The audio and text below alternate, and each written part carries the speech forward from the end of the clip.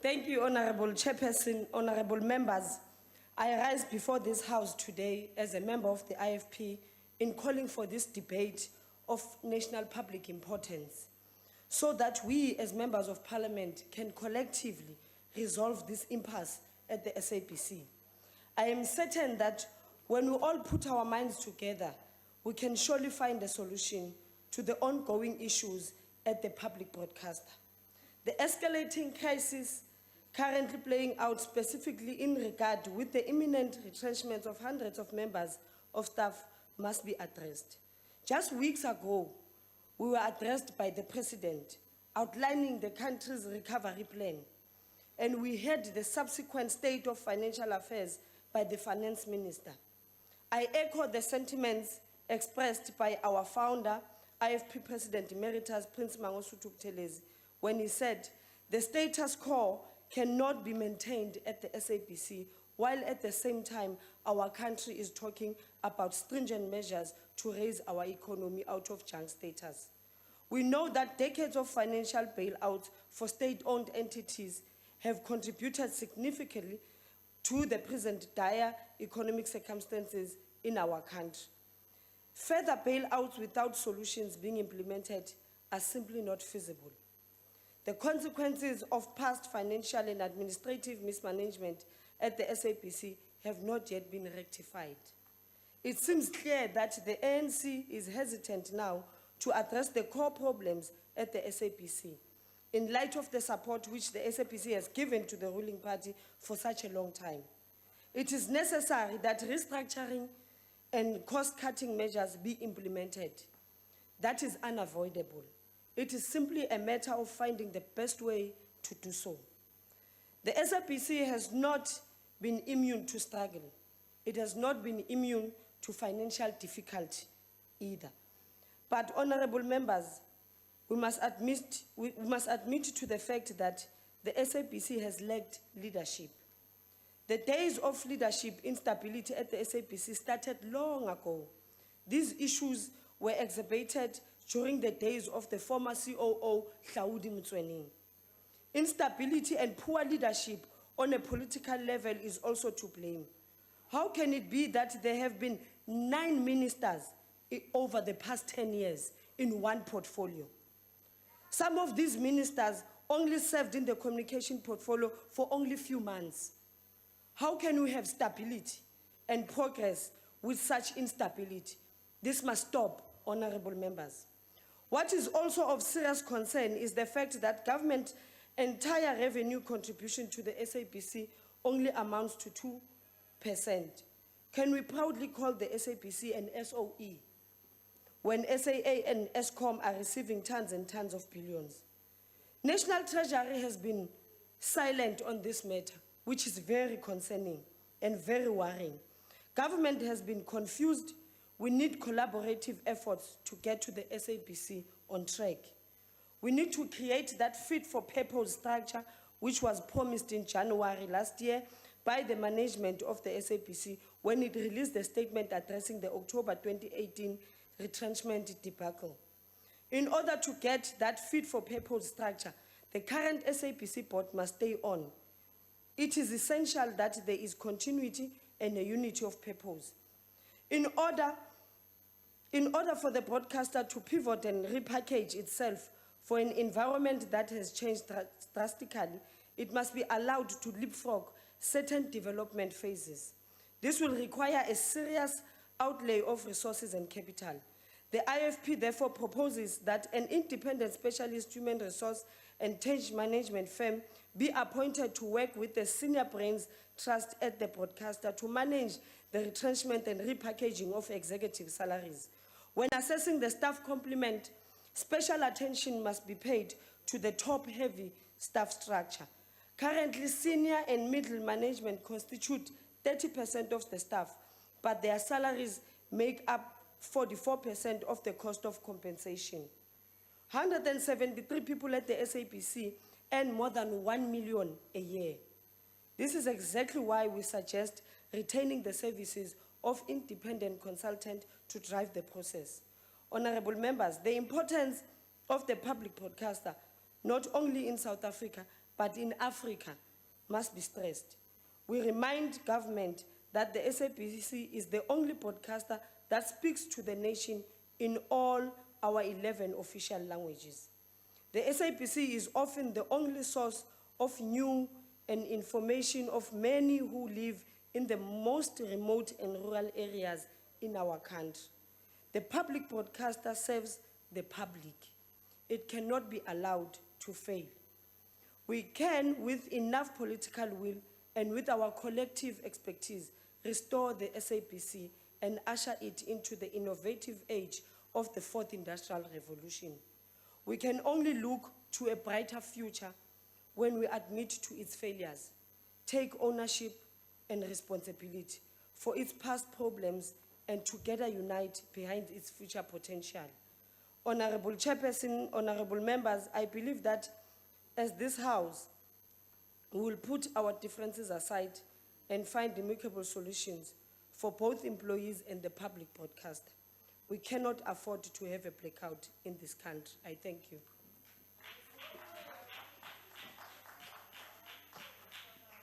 Thank you, Honourable Member. The next speaker is the Honourable Manelli.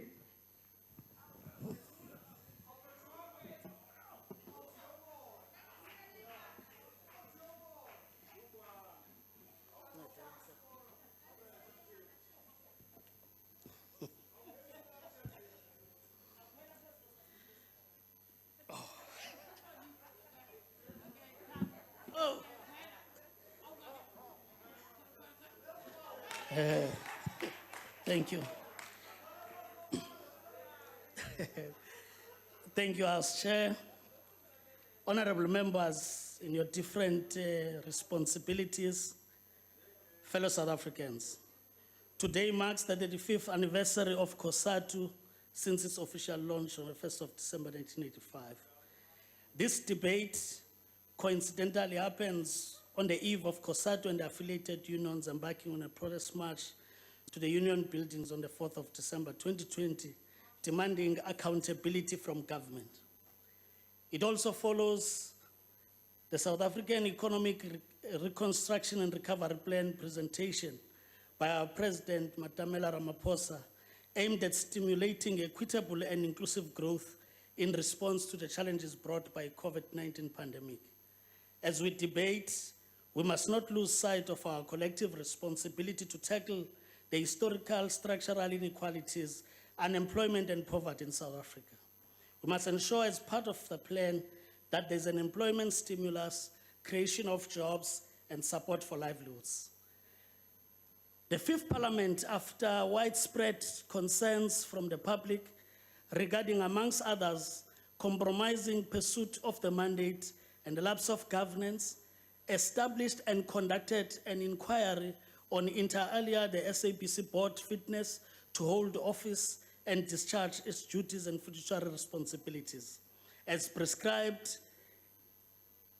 in terms of the Broadcasting Act as per National Assembly resolution of the 3rd November 2016. The report dated 24th February 2017 was approved by this National Assembly.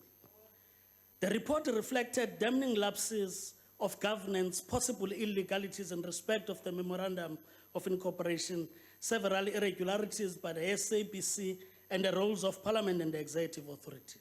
It put forth several recommendations, including the implementation of remedial actions from previous reports like that of the Public Protector, ICASA, SIU, National Treasury, and AXA, and of course with risk mitigation measures. This is what informs the oversight of the 6th Parliament on SABC. And the question remains on whether the recommendations, remedial actions, and audit action plans have been fully implemented to avoid repeat of historical problems. And instead, what we see is a result on easy decisions like retrenchment, sale of assets, etc. It is important to remind ourselves that the ANC, working with the mass democratic movement prior to 1994, worked hard for the transformation of SABC from being a state white minority National Party government mouthpiece into being a public broadcaster serving the public interest. Accordingly, from the 1991 Jabulani Freedom of the Airwaves Conference held in Netherlands, in partnership with the ANC's Radio Freedom, a new framework for freeing and democratizing the airwaves was developed. This and several other activities inside the country led to the enactment of the Independent Broadcasting Authority Act of 1993 and the provisions included in Section 192 of the Constitution.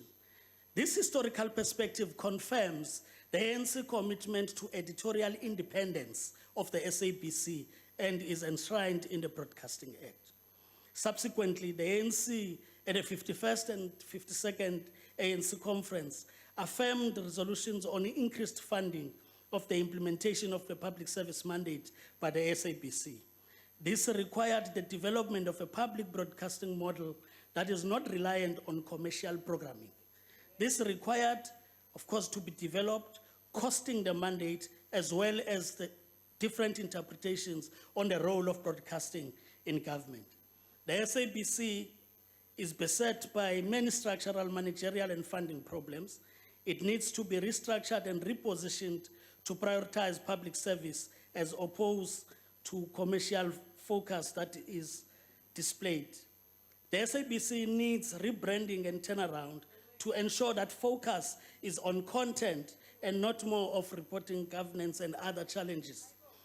ANC further resolved that the migration from analog to digital terrestrial television, DTT, presents an opportunity for the SABC to introduce multi-channel programming to ensure its viability as a broadcaster of choice, and this could ensure that compelling content like parliamentary channel, sports channels, education, health, etc., and community TV should be on SABC's DTT platform.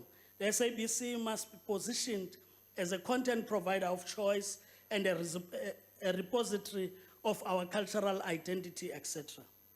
The ANC has consistently in its resolutions upheld that broadcasting operates at two levels. Firstly, it acts as a means to reflect the rich South African heritage, provides a voice to South Africans to participate in the democratic dispensation, as well as acting as an important platform for community involvement, education, and entertainment. Secondly, as part of the ICT industry, broadcasting is an important economic sector that sustains the South African creative industries. Digital broadcasting migration program remains a priority in the country. The success of this initiative will depend on, inter alia, the availability of new content that appeals to the broader South African viewership and the uptake of the set-top boxes and ITTVs by the non-subsidized households projected around 9 million. We have continued to call on government to therefore continue to mobilize all role players and the general public to participate in this endeavor, as it also brings other social and economic benefits. The digital migration switchover has been missed, postponed, etc., due to several problems ranging from industry legal battles, which took up to the Constitutional Court, challenging the DTT policy for self-interest, challenges and delays with respect to procurement of set-top boxes for the approximately 5 million needy households, focus on subsidized market, the SABC's alleged capture to serve the interest of its competitor, etc. The completion of this program will also enable the freeing of the critical radio frequency spectrum needed for the rollout of broadband.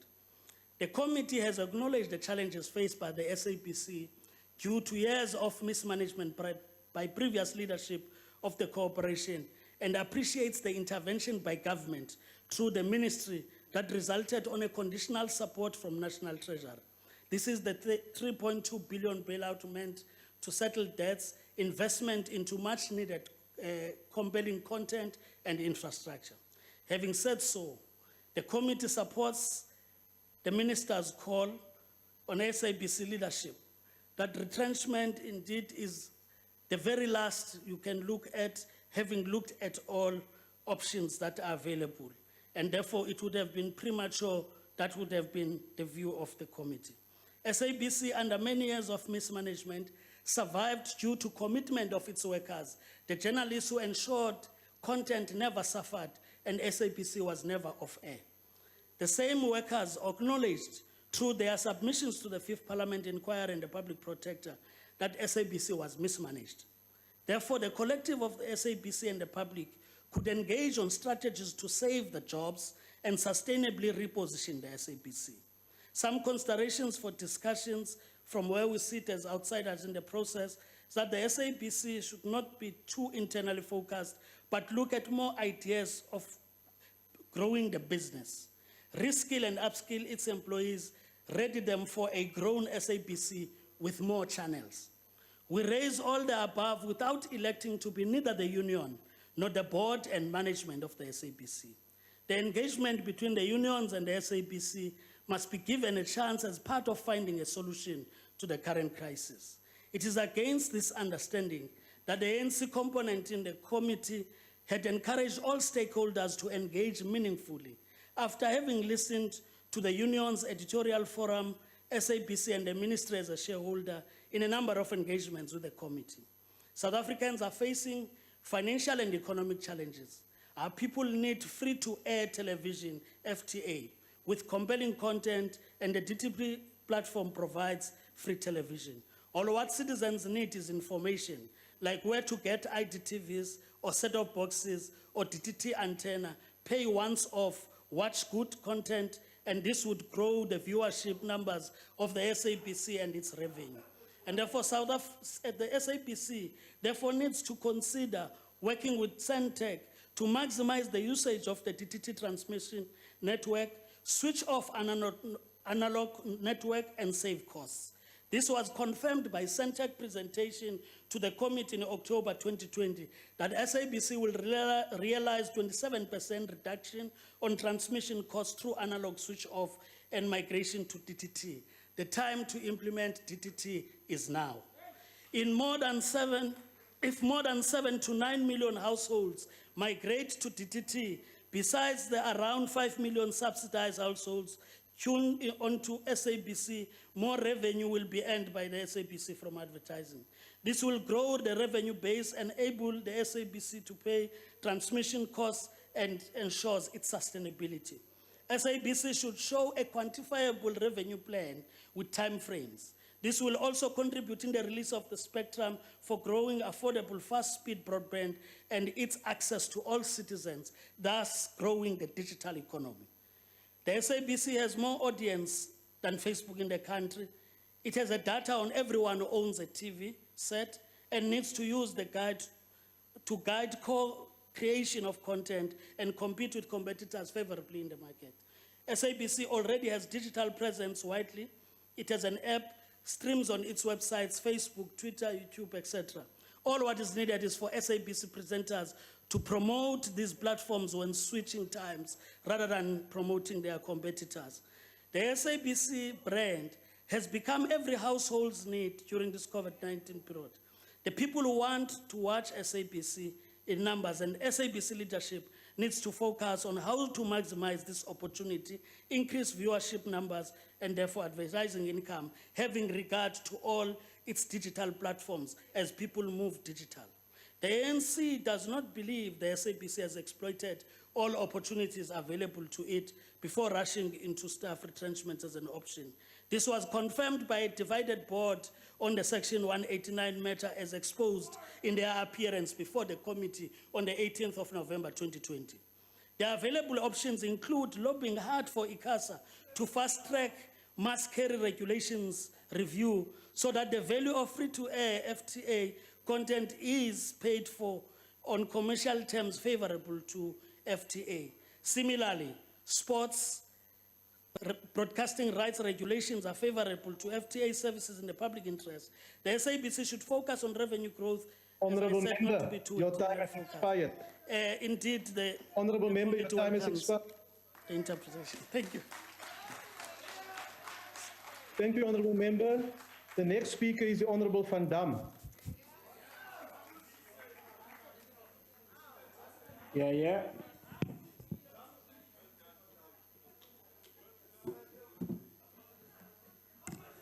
Honourable Chairperson, let me start by saying this. We feel the pain, the distress, anxiety, and depression of those good, hardworking, talented SABC staff who stand to lose their jobs. We understand your anguish. You have bills to pay and just the basics of putting bread and butter on the table. This at a time when 2.8 million fellow South Africans have joined the unemployment queue due to the COVID-19 lockdown. The retrenchments process must be dealt with compassion, empathy, and respect for the dignity of SABC staff, many of whom have had to live through the terror of the cloudy regime, and now a retrenchments process that has dragged on for 2 years, breeding uncertainty and yet more feelings of unease at work. Let me say this too. Unlike other political parties who will stand at this podium today or virtually and tell you they will stop retrenchments, we will not lie to you. Lying to you would be nothing but a self-serving false promise whose only aim is to play to the gallery and gain support at the ballot. We warn you not to accept help from wolves in sheep's clothing who will turn around and devour you. You may think that those wolves have your best interest at heart, but it is their interests they have in heart. Trust in the legal processes and uphold the independence of the SABC that many of you have fought for. And when it comes to wolves, the biggest one is the ANC. When it comes to curbing unemployment, it does not have a single leg to stand on. It is not the valiant government it is presenting itself to be today, doing the very best to stop unemployment in our country. Where were you, ANC, in the past couple of months, when 2.6 million people in this country lost their jobs? Where were you when where were you for staff during the wave of retrenchments in the media industry across the country? Where were you for prime media staff? Where were you for staff at KFM, Cape Talk, and EWN? Where were you for multi-choice staff? Where were you for Telkom staff? Where were you for all the staff that lost their jobs in the magazine industry across the country? Benukuphi? Ningezi la nizoqhoma ngathi you care about whether the people of South Africa have jobs. You do not care. Had you cared, South Africa would not be in the position today where 11 million people are... Honorable Van Dam, may I just indicate to those members who are interjecting that I will remove them from the vote. No. Honorable Van Dam, Honorable Van Dam, I want to caution these members. Yes, Tuka, I need my we're not going to keep quiet. Yes, Tuka. May I ask the Sergeant at Arms to remove the Honorable Deputy Minister Chwete from the platform?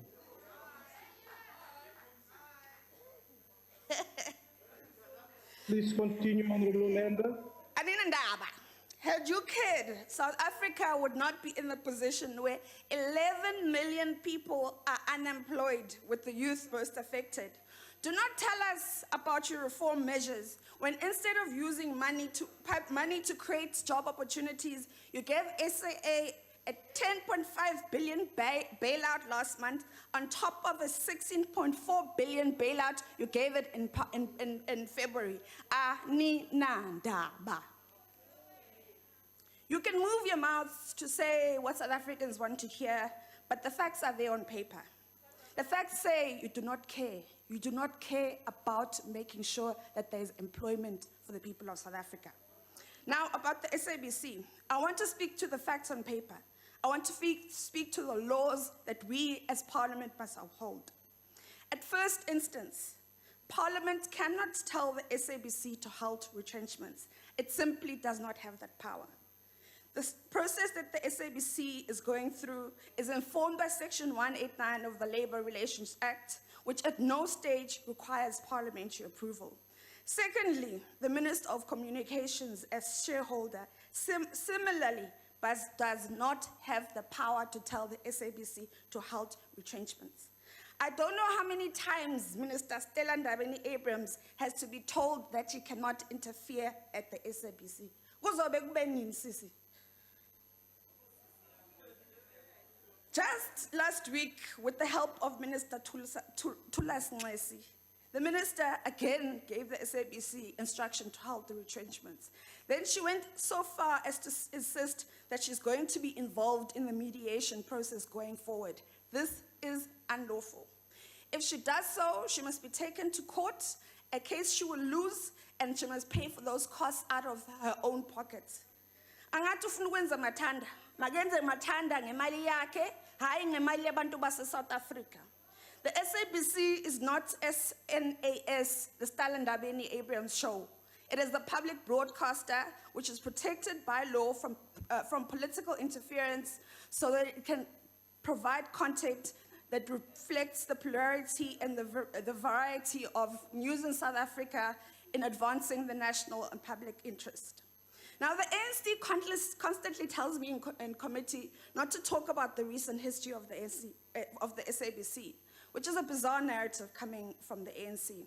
But it is understandable, because it is the ANC's fault that the SABC finds itself in this financial crisis. Hlaudi Motsoeneng was a monster of the ANC's own creation. ANC minister after ANC minister protected him. ANC MP after ANC MP protected him. When he left, fired after ceaseless litigation by the DA and the parliamentary inquiry which the DA puts forward. My time, please. May I ask the Sergeant at Arms to remove the Honorable Makoto of the EFF from the platform? Continue, Honorable Van Dam. When Hlaudi Motsoeneng was fired, the SABC coffers were empty and it was unable to pay service providers. It will take years to repair this damage. It is understandable why the ANC is suddenly so animated about the SABC.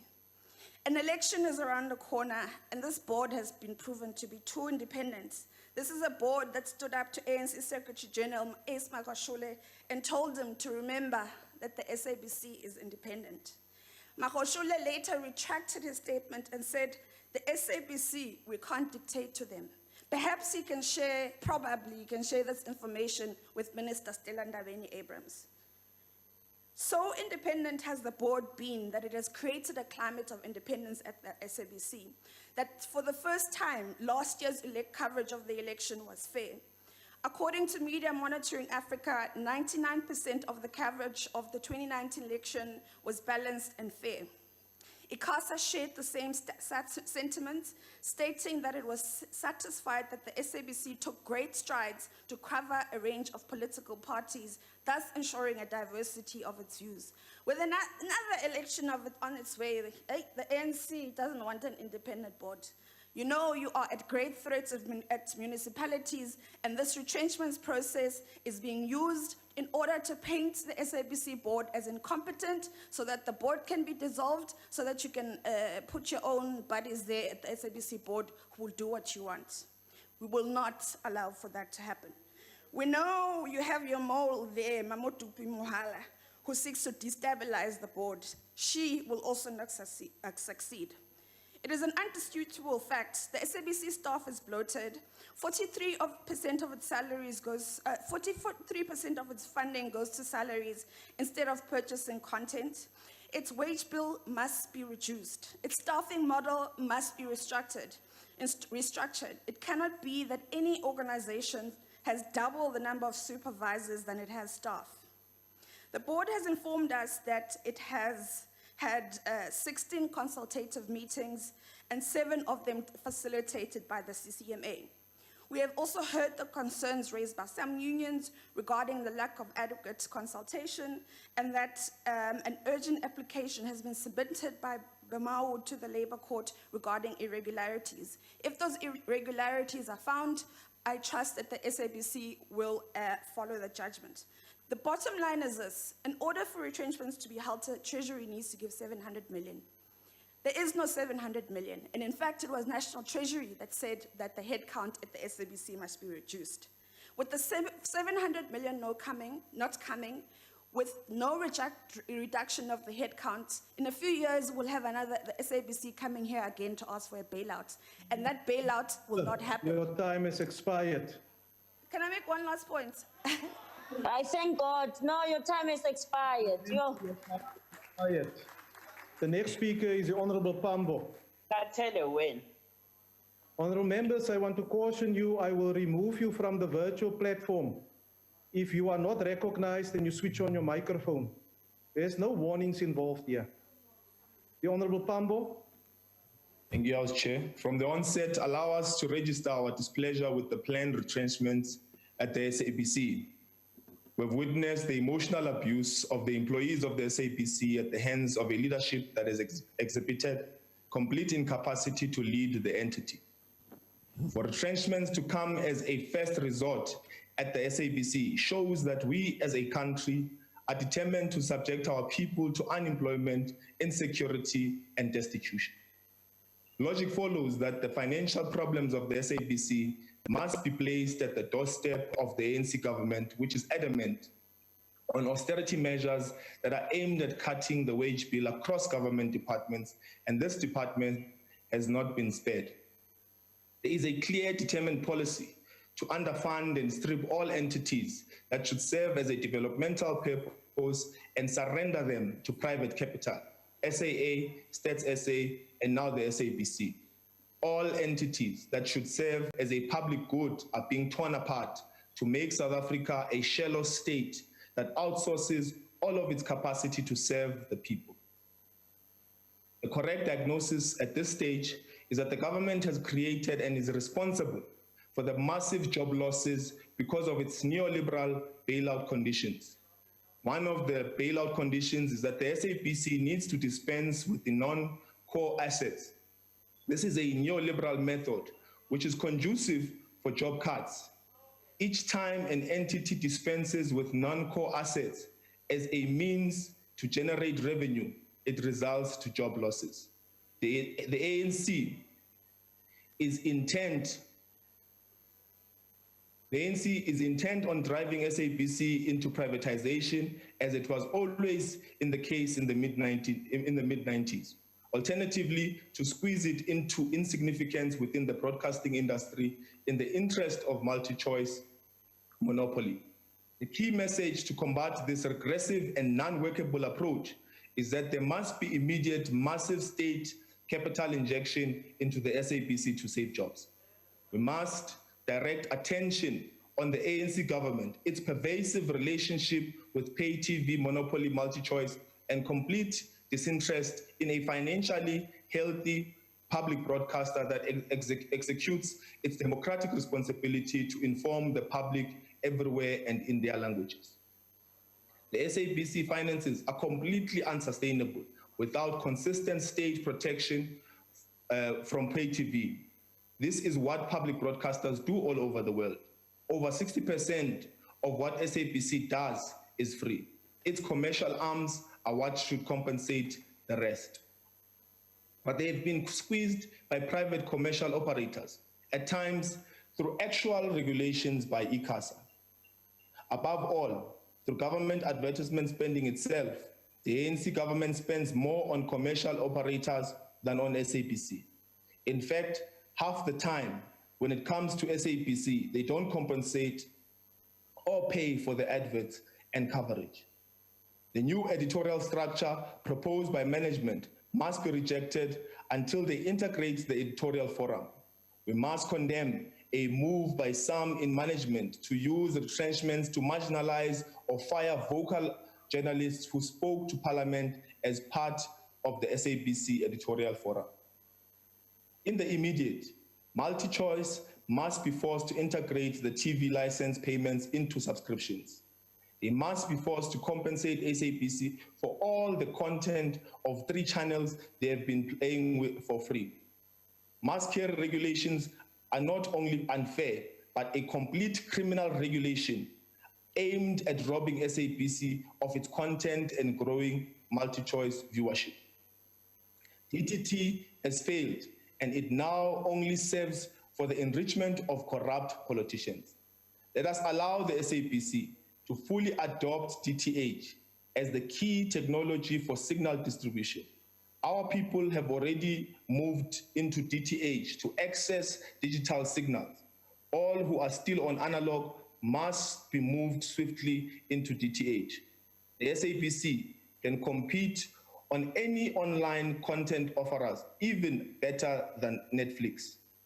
The platform launched with Telkom must be embraced by all as a positive step towards a financially healthy and technologically relevant SABC.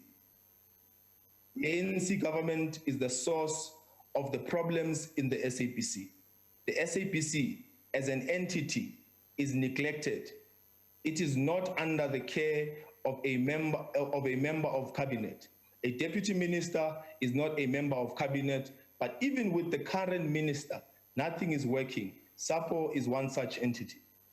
Thus, the problems of the SABC are not resolvable under the incapable lack of leadership of the minister, Stella Ndabeni-Abrahams. Under the leadership of the ANC, the SABC will not find any joy. In fact, if anything, in the next 6 months, we will still be talking retrenchments. The problem, the biggest problem here is the ANC. Thank you, Chair. Thank you, Honourable Member. The next speaker is the Honourable P.J. Groenewald. Geachte voorzitter, I want to start by saying that the SAB ship is not very different from other SOE ships busy sinking because of the mismanagement of the top structure of those ships and the government of the day. And there are numerous reasons why the SABC is in a financial crisis, what it is, like all other SOEs who have the same crises. Where did it start? I want to say that I want to refer to a media heading in Business Live from the Honourable Minister with the heading, SABC executives are worth their 42.5 million pay, says Communications Minister. She said that in November last year. And she justified the huge salaries of, for instance, the CEO, the CFO, the CEO, and the board totaling 42.5 million annually. Now, Honourable Chair, it did not start last year or the year before that. If you go and look at the salaries, for instance, if you go back to 2015, 2016, and you look at the then COO, Claudia Motswane, he received a salary of 4.197 million. The SABC lost in that specific year was 411 million rand. The then president, at that stage, his salary was 2.75 million. So the CEO, the COO of the SAB earned almost double what the President of the Republic of South Africa earned. The present President, the Honourable Ramaphosa, his salary is at the moment 3.1 million. But back in the 2015-2016 annual report, the COO of the SABC already owned 4.197 million rand. If you look at the top management of the SABC, we see that they earn 31.278 million rand amongst 8 people.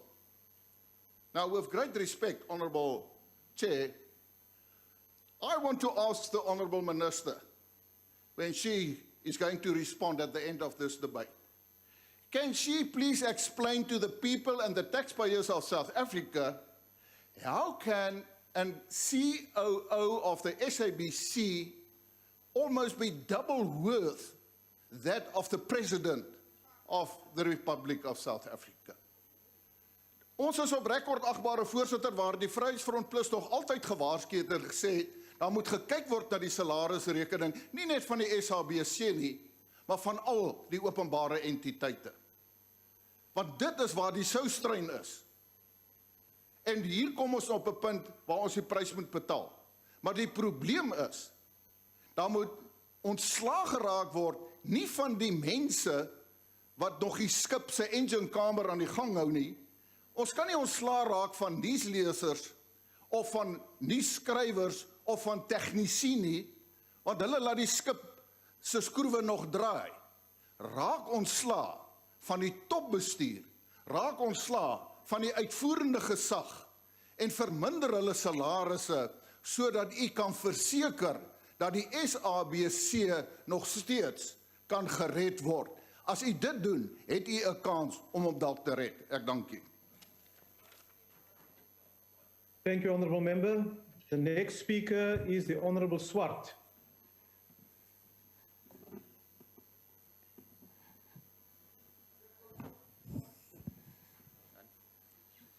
Thank you, House Chair. House Chair, the ACDP deeply empathizes with all those SABC staff who are facing the prospect of retrenchments. And this at a time when we see increasing unemployment across so many sectors in South Africa, with more than 2.6 million people having lost their jobs in the private sector due to the hard lockdown. And we join the sentiments that have been expressed that one should rather look at top management rather than on the journalists. Let us understand that the management and the board are between a rock and a hard place. It is an indisputable fact that the SABC is running out of money. They received a 3.2 bailout, and one of the conditions from National Treasury was the slashing of 700 million rand from its salary bill. And the point has been made about the bloated management level. And I was part of the 5th Parliament's inquiry into the SABC. Let us not forget the cost that SABC staff members paid, the SABC 8.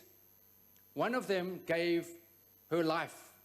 Suna Fenter, she died at the age of 32, stress-related heart collapse due to intimidation and threats against her. So let us not forget the cost that has been paid from the exposure of the rot, that historical rot.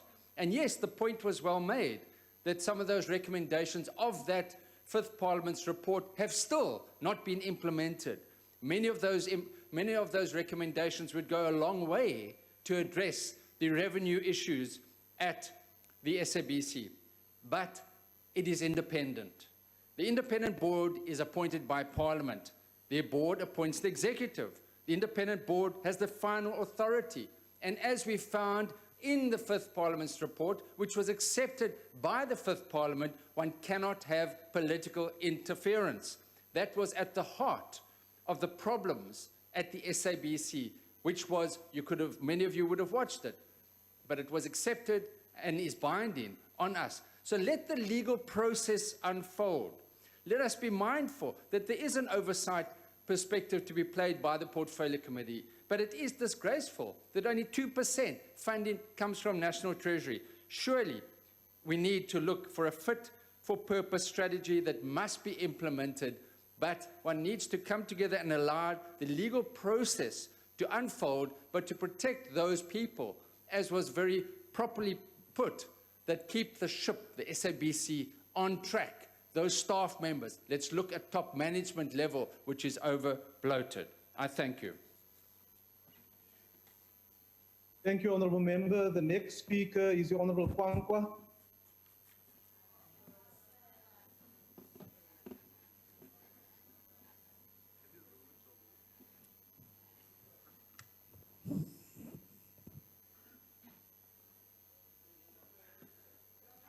Thank you very much, Chairperson. I think, colleagues, we need to do an exercise in truth-telling. I'm going to deviate from my script. It's right in front of me.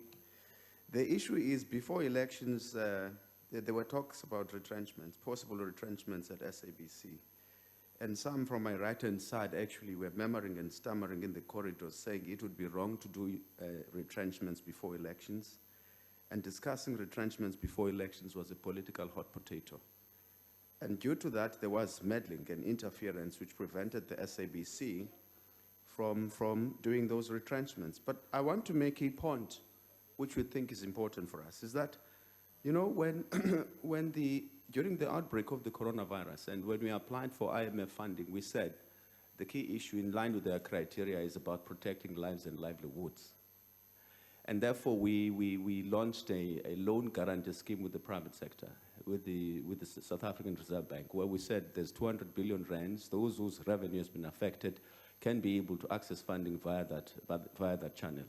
But I can't understand why SOEs such as SABC, if they can empirically demonstrate that their revenue has been affected by the coronavirus, and because they had to actually give coverage to most of you at press conferences for 6 hours, which affected definitely their revenue because they couldn't get any advertising and they could not also continue their programming. Why is it not possible for them to access funding via that scheme? I can't understand it. It's illogical. Because that would be an important step towards us ensuring that we also protect the livelihoods of the journalists and the people who work in our SOEs. They deserve that protection. It's not the private sector only that should be protected. The other issue, Minister, that we've been discussing, we discussed this matter even during the SABC inquiry, is funding the public mandate. Till now, we keep talking about issues without or lacking any capacity to implement anything. Is the public mandate not going to cost the SABC about 3 billion rands over the medium term? Where is that money going to come from? When do we get to a point where we agree as to how much of that is going to be funded by us so that it can be able to continue with the socio-economic development objectives? But we must blame the management at the same time for failing to implement some of the programs you spoke about in that inquiry, some of the resolutions, which actually recommendations rather, not resolutions of the meetings, that centered around improving and strengthening the commercial arm of the SABC so that it can be able to cross-subsidize some of the socio-economic programs of the SABC. We do not support this because we feel that at this point in time, what should be doing is that we should be looking at retrenchment as the last resort and not the first resort. I am not convinced that most of the recommendations that were contained in the report of the SABC inquiry have been implemented in full, and that the desired outcome of those recommendations have actually been seen. Up until that has happened, we can have a discussion about restructuring, but not now. We thank you very much. I must sell. Thank you, Honourable Member. The next speaker is the Honourable Magau. Thank you very much, Chairperson. The African Transformation Movement stands with the workers of the Public Broadcasting Agency, the SABC, in their attempt to stop the SABC from retrenching staff members in order to stay afloat. It is unfortunate that the root cause of all these woes is the unprecedented levels of corruption in the country, the blatant mismanagement of SOEs in this country, and the lack of accountability in officials to advance the needs of all the stakeholders involved. SABC employees are just collateral damage to a system that does not favor the ordinary citizens and their hard work. It cannot be that the only way to cut losses of the bleeding SOE is to retrench and cut jobs, whereas corruption remains the order of the day. Hence, ATM table a motion of no confidence in the Ramaphosa administration. In an ever-evolving world, especially during such unprecedented times of pandemics and economic stagnancy, the failure to evolve usually leads to business closure. And it is shocking that the ministry in charge of the SABC failed to foresee the looming danger of the evolution of the SABC. It is for this reason that ATM is calling for efficiency in the management and the leadership of all SOEs to ensure that the public purse is not obligated to keep the SOEs afloat on a periodic basis, whereas such funds can be redirected towards the fighting of the current pandemic we are facing as a country. In the same light, it is the broadcaster's responsibility to ensure that the country is given impartial and accurate journalism that reports on all events happening in the country. Hence, we condemn the axing of journalists and other staff members of the SABC, especially when they kept the country informed as frontliners during the earlier levels of the lockdown and beyond. We are recommending that all the involved ministries must come up with a sustainable turnaround plan that does not include job losses. The ministries involved must look into other possible revenue streams that are informed by strategic points of existence and can maximize the public's interest in all programs offered by the SABC.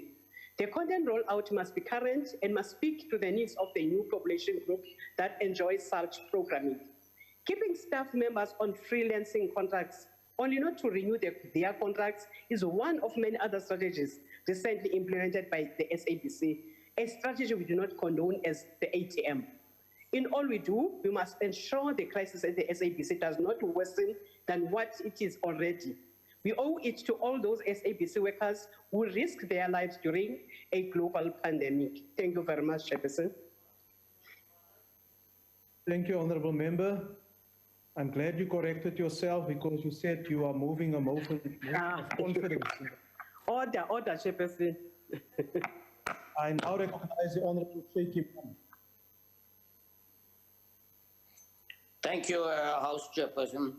House Chairperson, let me start off by saying it is very unfortunate that employees and particularly journalists and things in SABC have to suffer as a result of the mismanagement of SABC.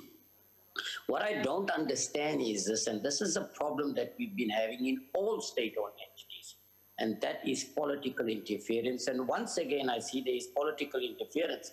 SABC needs to conduct itself as a business and have to take business decisions. It is very unfortunate that we are sitting in a situation, but one of the reasons for that is if you look at the salary scale of top management in SABC, it is totally unsustainable. SABC results for the financial year ended in March reported 511 million rand loss. In 2017, it reported a loss of 1.2 billion. TV license revenue dropped by 18% on the year to 791 million. Now, the question that arises is this, that if politics and politicians and political parties and those in position of influence are going to continue interfering in the processes and not allowing them to run as a business so that they could be sustainable, you're going to continue having to bail out these institutions. I mean, we've spent over 200 billion rand in a few years in bailing out state-owned entities. The settlement of long outstanding creditors reduced trade and other payables by nearly 50%. Year-on-year fruitless and wasteful expenditure was 27 million. Now we hear the SABC plans to expand the definition of a TV set in its act, which ultimately means the poorest of the poor will have to suffer. Now, with the SABC announcing that it will be retrenching almost 400 employees, but they are also talking about having 170 vacancies, which I would understand that those that might be on the line of retrenchment might be able to apply for those positions. What is very clear in many of the state-owned entities, the problem does not appear to be numbers, but more so I think it is the rate at which people get paid together with all the benefits and bonuses. Cost-cutting measures are essential in relooking at SABC's mandate to reduce the crisis the corporation is currently facing. And it comes down to numbers. Unions have already threatened intensifying strikes, but they need to also come to the party because they need to understand that if you do not allow SABC to reconfigure its mandate and do what is necessary to bring it in profitability, it's going to run into serious trouble and people are going to lose their jobs in any event. I see you looking at Time has expired. Thank you very much, Chairperson. Honourable Shaky Mam, your time has expired. The next speaker is the Honourable Kubeka. The next speaker is the Honourable Kubeka.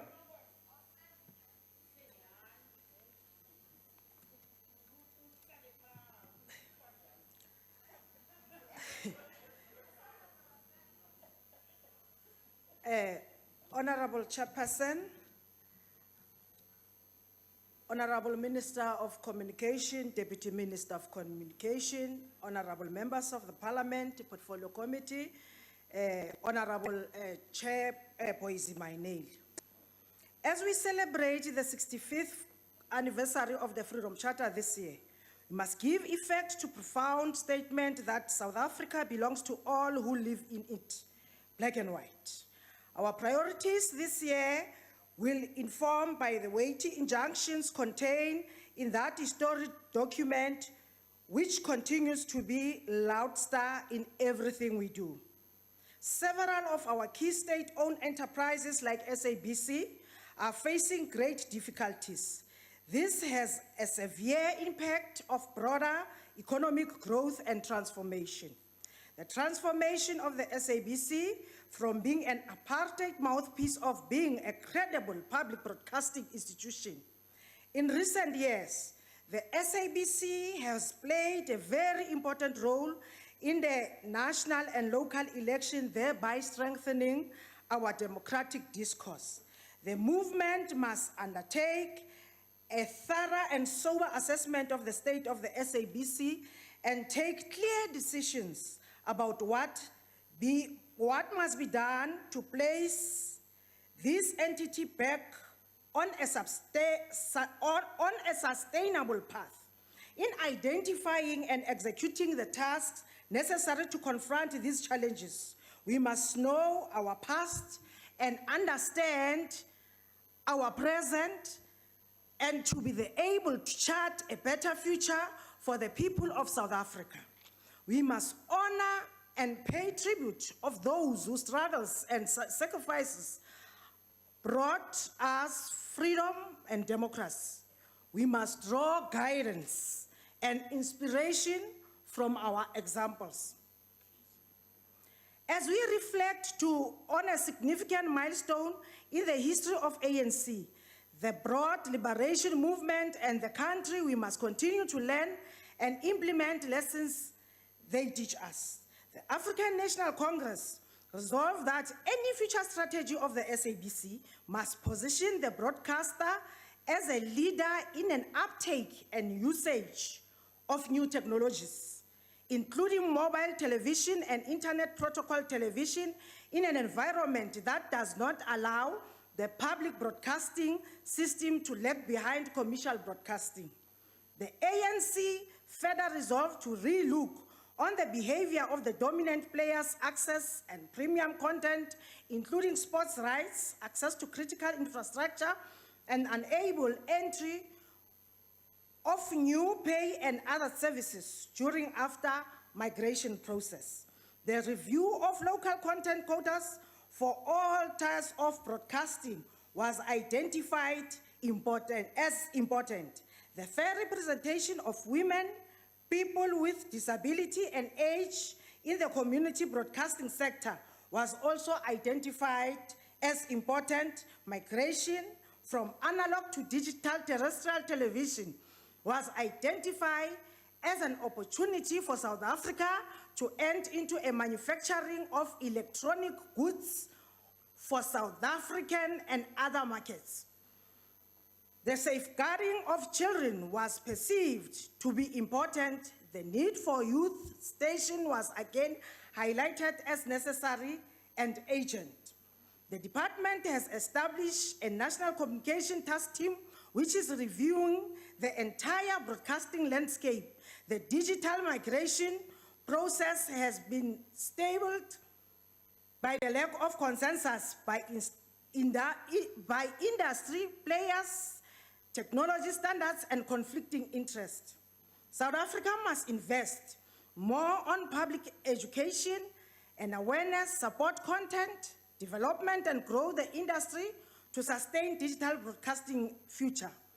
ANC decision must be informed by national and public interest, not commercial imperatives.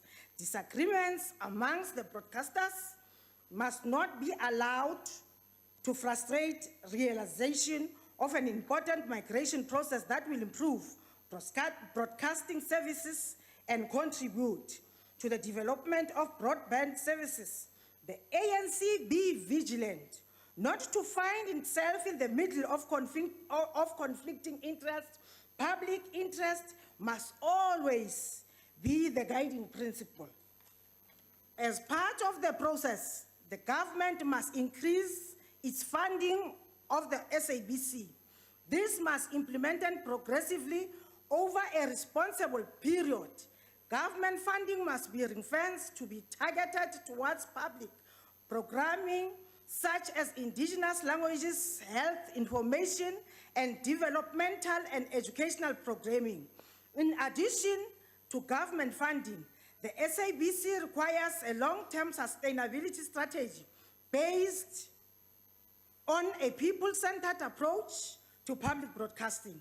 There are a range of issues to be noted regarding the SABC, which into account the strengthening and weaknesses of the current system in the context of policy review. These include the nature of services, the mandate, the structure and funding of the future SABC. The department must ensure there is political will and skilled capacity to implement these resolutions. The ANC reaffirms that a stable corporate governance mechanism is required to provide long-term stability. These include strengthening the SABC, accountability, parliament, shareholder, and the public. The public ownership of the SABC is central to its existence and sustainability. The shareholder is not just the share financial assistance, but represents all the people of South Africa. ANC expressed solidarity with the workers and vehemently opposed that it called weakening of the SABC and its public broadcasting mandate and its subordination to commercial interests. The ANC called upon the members of all alliance formation to actively support the CWN and other union unity at the SABC COSATU in the fight against retrenchment and in defense of public broadcasting. As the ANC, we have our deployee, the Minister of Communication, Honorable Stella Ndabeni. The ANC have engaged with her, and I know that she can at least do much more in order to see how best can the SABC be resolved on those issues that we are raising. And I don't know why some board members are so intransigent, and I think they show some arrogance in their approach. When Honorable Van Dam from the Democratic Alliance said looming retrenchments were because of wolves in sheep's clothing, she was referring to her own substantive effort of the DA and FF Plus to reduce jobs at the SABC, a so-called cost-cutting exercise. This is in line with the Democratic Alliance and minority parties' push to privatize all the state-owned entities. There is a tendency of opposition parties to blame state entities like SABC for mismanagement and corruption, when in fact, the inability of collection of licenses fees is solely placed on the shoulders of poverty and injustices of the past.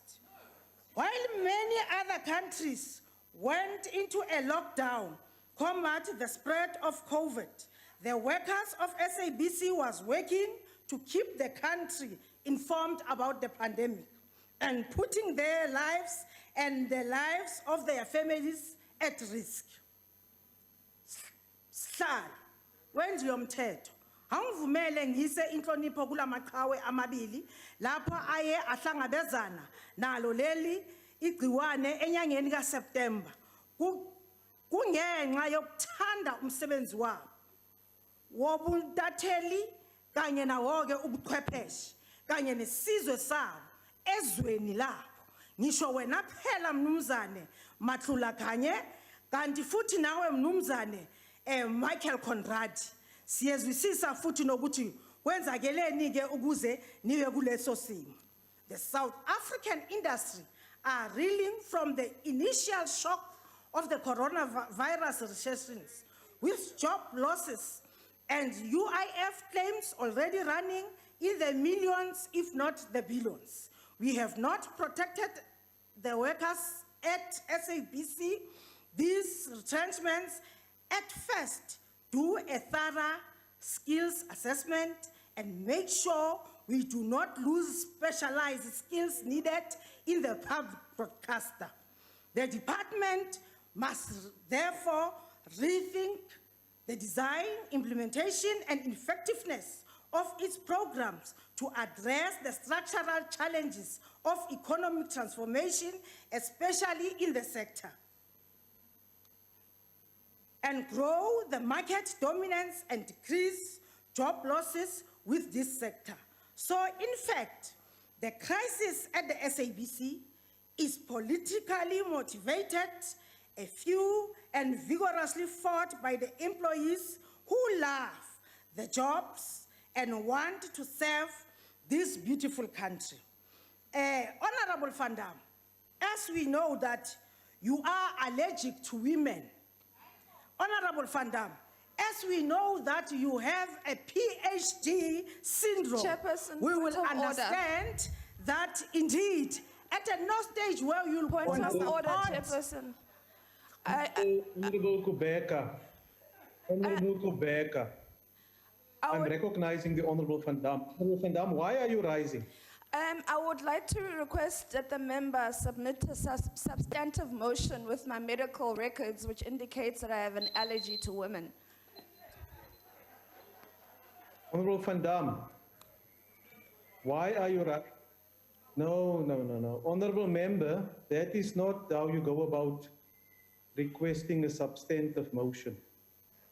House Chair, it's Honourable That is- Mazzoni, if I may, on a point of order.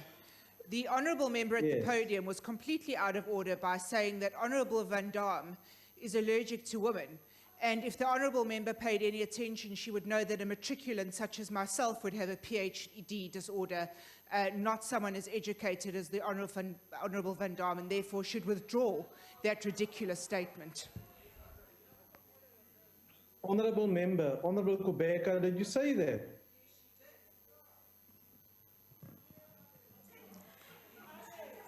Honorable Kubeka, did you say that? What is Can't speak allergy, my chairperson?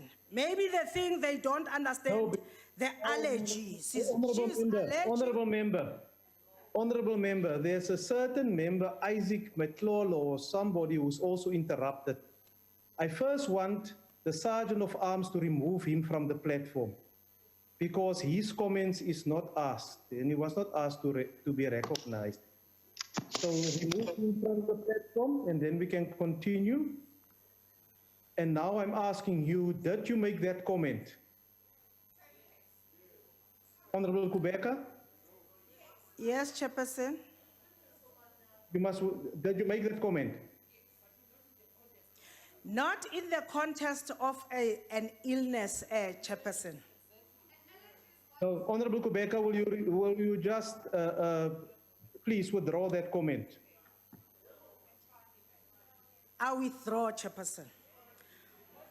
Thank The you. pull-down syndrome of continue. women also is there in Honorable Van Dam.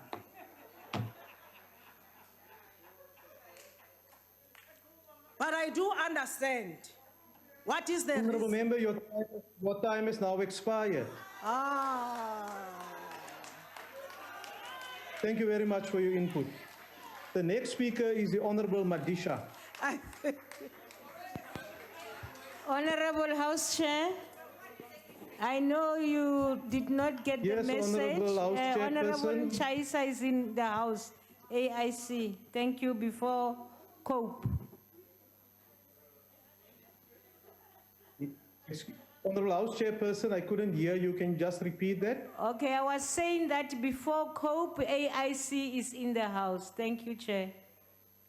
Oh, AIC is here. Welcome, AIC. You back in the House. You may continue.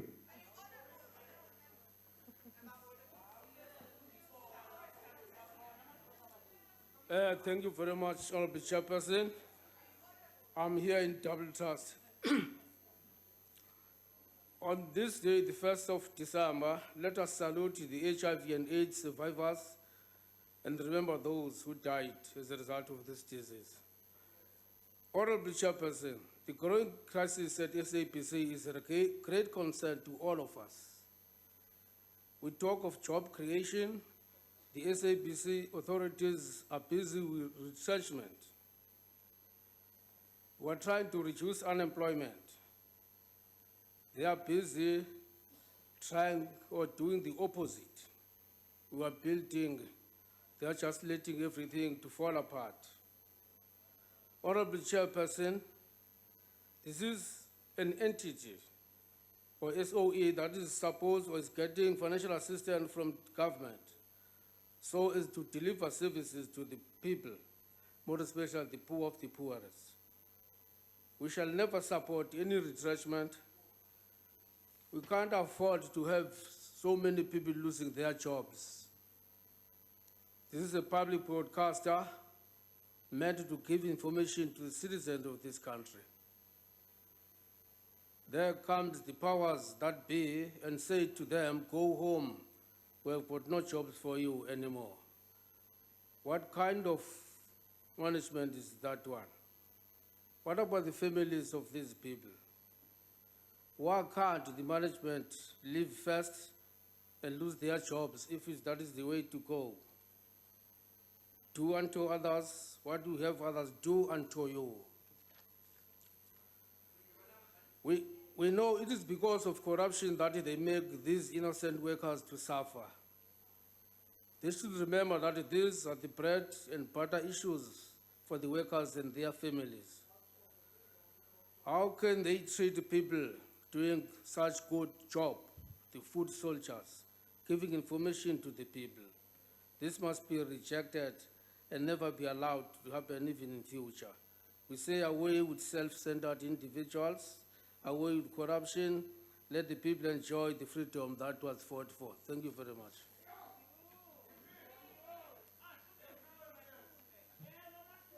Thank you, Honourable Member. The next speaker is the Honourable Madisha.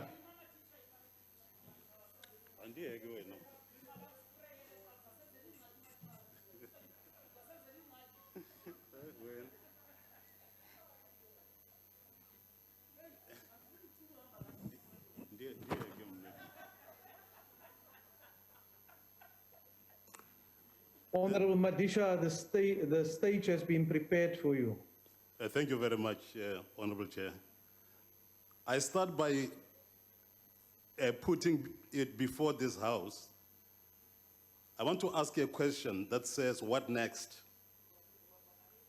I put this question before you because it is not the first time SABC problem is put before this House for debate.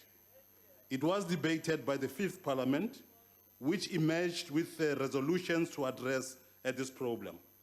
After many debates in this House, the Communications Portfolio Committee continued in its attempts to implement this House's resolutions, but it has continuously failed because the management of SABC, both past and present, ignored and continues to ignore what this People's Parliament put forward as its resolutions. I emphasize the noun People's Parliament because we are here purportedly all sent by South Africans to whom SABC belongs. Remember, SABC is a state-owned entity. Through us here, South Africans use their taxes to give SABC money to revive itself. I use the verb revive because those who came before the present management contributed to SABC finding itself in the ICU. Remember, people such as Claudi Mutweneng, who was made COO, who gave himself hundreds of thousands per month as a salary, who even gave himself 15 million rand as a bonus in 1 year, who did not even have matric, and yet there were and still are well-educated people, that is, in respect of journalism, who have experience, who work very hard in dangerous areas where they collate news and many entertainment instances. For our children to receive no life, no stories, see nothing altogether, is basically because of the present management. And for all these poor people who work there, running around with cameras, getting only 10,000 rand per month, that we should not allow. The present SABC managers, although we employed them with the full hope that they would resuscitate SABC, have actually become worse than the previous ones. It has proven that the present management works ferociously to divide the board that we interviewed and appointed. The present management uses the money you give them to revive SABC to pay independent lawyers whom management uses to help management used to ill-treat. Your time has now expired. I call all the workers of South Africa to rise against SABC management. We can't allow this kind of nonsense. Thank you very much. The next speaker is the Honorable Hendricks. Thank you very much, Honorable Chair. Honorable Chair, job losses is a very sensitive issue, and it is anti-revolutionary, especially if it involves the fourth estate. And that's why we have Section 189 in the Labour Relations Act. Now, it's going to sound if I'm giving you a lesson in labour relations, Honorable Chair, but don't worry, I won't bill you for it. When the pandemic hit us and advertising revenues dropped, one expected the 8-person executive team earning 60 million rand a year of the SABC to make a decision to tell workers that they are contemplating a retrenchment which is required by the Labour Relations Act. The word contemplating is very important. During the pandemic, the staffers of the SABC exposed themselves to be infected, worked doubly hard, and the nation needs to show their gratitude in one way or another.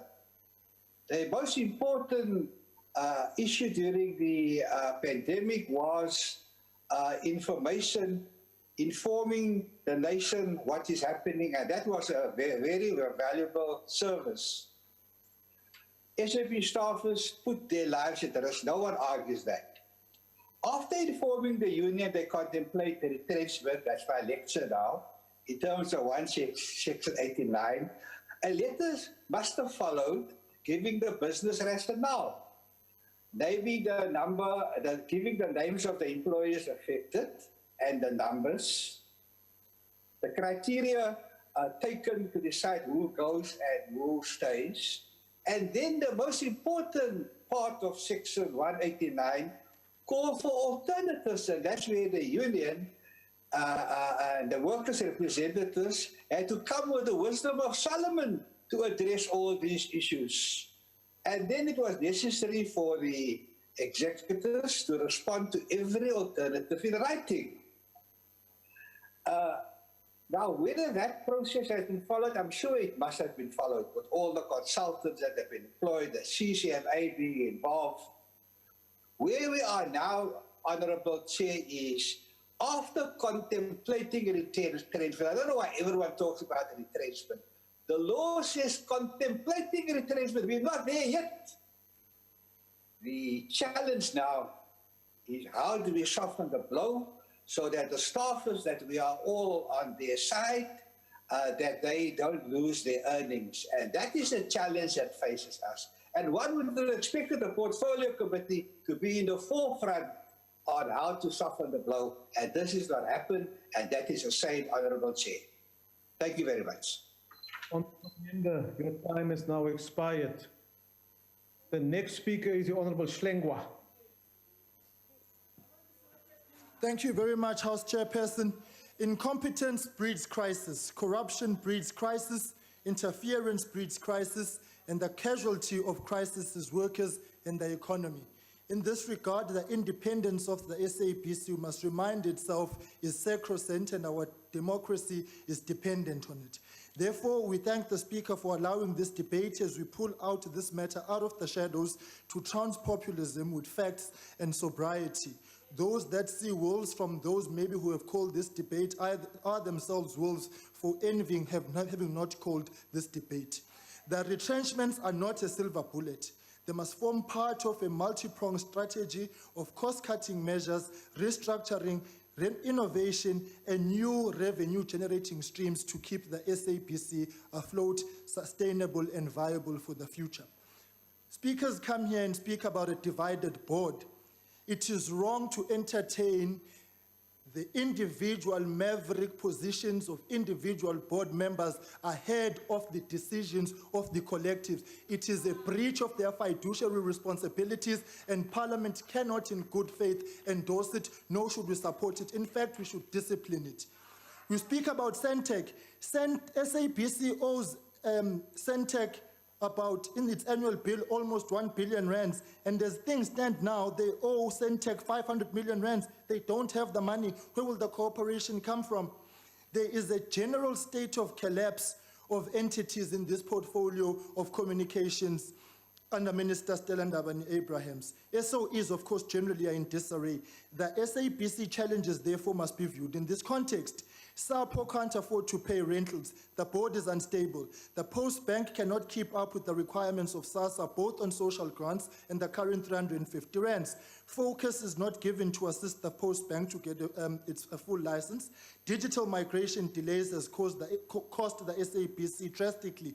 SABC can't expand on multi-channels. USASA is paying plus minus 7 million rands per month to SAPO on the set-top boxes that are warehoused at SAPO. The minister in this portfolio is not fit for purpose. She is not competent for the responsibilities on her shoulders. She is not fit for purpose, and therefore she must do the honorable thing and resign. She is not doing a stellar job. The crisis that we are in currently at SABC arises out of the terms and conditions of the 3.2 billion rands which National Treasury, the ANC government, gave to SABC. We are therefore here because of government, and government cannot speak from both sides of its mouth. You cannot say no to retrenchments on one hand, but give a bailout on the other hand, which says restructure and retrench. Retrenchments are a result of the silence of National Treasury when the corruption was going on. And government cannot again speak about funding the public mandate adequately when, as things stand now, you only give 3% of the total revenue of SABC to fund the public mandate. And therefore, workers must not be a soft target, notwithstanding the restructuring because of the failures of government. Therefore, the IFP reiterates that an independent consultant must be brought in to mediate and facilitate the restructuring process, including but not limited to retrenchments. The impasse and the associated risks of a blackout, further financial collapse at the SABC, amongst others, require a neutral intervention, which will not come from workers alone, nor the board and the executives alone, and definitely not from the minister. There is a trust deficit between the board and workers on one hand and government confusion on the other hand. We have to do the right things in order to save the SABC. A public-private partnership on non-public interest and mandate of the SABC must be explored. The commercial ventures of the SABC need to be fully run like a business. As things stand, the SABC is ill-equipped to perform its national duties and responsibilities, and this rests squarely on the shoulders of the government, who has not been honest in this process. I thank you. Thank you. Thank you. Honourable members, I will now recognize the Honourable Minister of Communications. The Honourable Minister. Thank you so much, Honourable Chairperson, House Chairperson and Honourable members, good afternoon. I take this platform during the 16 days of activism against gender-based violence, a campaign championed by the United Nations, starting annually from the 25th of November, which is observed globally as the International Day of No Violence Against Women, to the 10th of December, the International Human Rights Day. Today, honourable members, we commemorate the World AIDS Day under the theme, and I quote, "Ending the HIV and AIDS epidemic, resilience and impact," close quote. House Chair, research shows that there is a direct correlation between gender-based violence and the spread of HIV and AIDS. I wish to appeal to all South Africans to join forces in fighting these twin pandemics. This is the time when a concentrated picture of brutalities unleashed against the women and children are uncovered for all to see. Every minute, a woman is raped or murdered in our country. Only yesterday, a 3-year-old was brutally murdered with a nail hammered into her head before her body was dismembered. A couple of days before this, a father of 5 children axed his wife to death before chopping all his 5 children to death. We refer to such inhumane incidents with a great pain. I am a child of a woman, a mother of my children. I know what it takes to bring life of a child into existence, only to be cut short in this manner. Why should the vulnerable continue to be victimized in this way in our society? Whatever instruments we employ thus far to reduce have not yet yielded the desired results. And I submit to you, honorable members, if South Africa continues to have those who cannot, on their own, afford a meal a day, coexisting with those who have 3 meals of balanced diet in prison, jail sentence ceases to be a deterrent. In a situation like this, we as parliamentarians cannot rest until the multidimensional solution is found to the gender-based violence against the women and children. Honorable members, as far back as 1992, in a speech delivered to the launch of the Campaign for Independent Broadcasting on the 14th of November, the then Secretary General of the ANC, a younger Cyril Ramaphosa, wrote, and I quote, "The ANC is committed to public broadcasting, which is independent of the government of the day, and which owes its loyalty not to any party, but to the population as a whole." I close quote. We propose, in other words, a broadcast service committed to providing full and accurate information to all South Africans, and which is protected from interference by any special interest, whether they be political, economical, and cultural. This position, honorable members, has not changed on the part of my party, the governing party ANC. It is, however, the market conditions that have undergone unprecedented evolution which place the SABC in the current precarious position. SABC was also embroiled in the state capture. All of us here should take the blame because they happened under our watch. Perhaps our oversight measures were not adequately stringent, but a large proportion of the problems are market-related that require us to look to remodel the SABC as a public broadcaster in a multi-channel and digital environment and rebuild the public broadcaster we want. The challenges highlighted by my colleagues in the governing party are not unique to SABC. Throughout Europe and the developing world, including Africa, public broadcasters are beset by these challenges. Earlier in November 2020, the UK Culture Minister Oliver Dowden established a panel to provide independent expertise and advice to his department as part of the government's strategic review of public service broadcasting about the role of public service broadcasters in the digital age. At the heart of the challenges besetting the SABC is undoubtedly the complex issue of appropriate funding model for the expansive public mandate amid escalating costs for content, signal distribution, and labor, declining public funds, intensive competition for advertising in a multi-channel environment, which were worsened by COVID-19, and increased number of role players or competitors, particularly from the pay market, with stronger balance sheets. It is common knowledge that the SABC is a commercially funded public broadcaster, with 17% of its funding generated from public sources. They are the TV license fees, which amount to 13.8%, and a government grant, which amounts to 3.5% during the 2019-2020 financial year. The rest of the funding is generated through revenue streams, including advertising, sponsorship, and others. The SABC's total costs for the financial year were 6.2 billion against the revenue of 5.6 billion.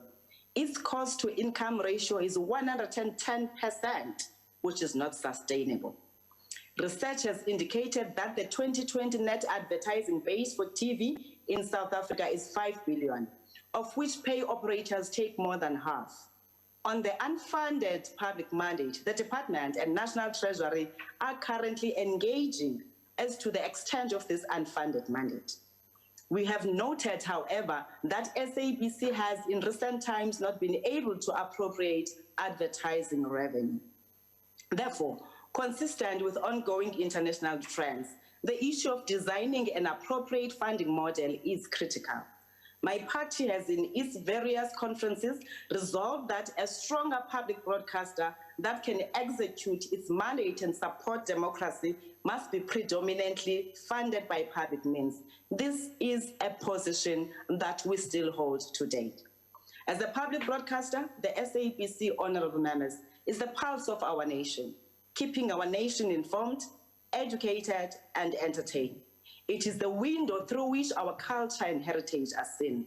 It is too important to be subjected to the vagaries of the markets.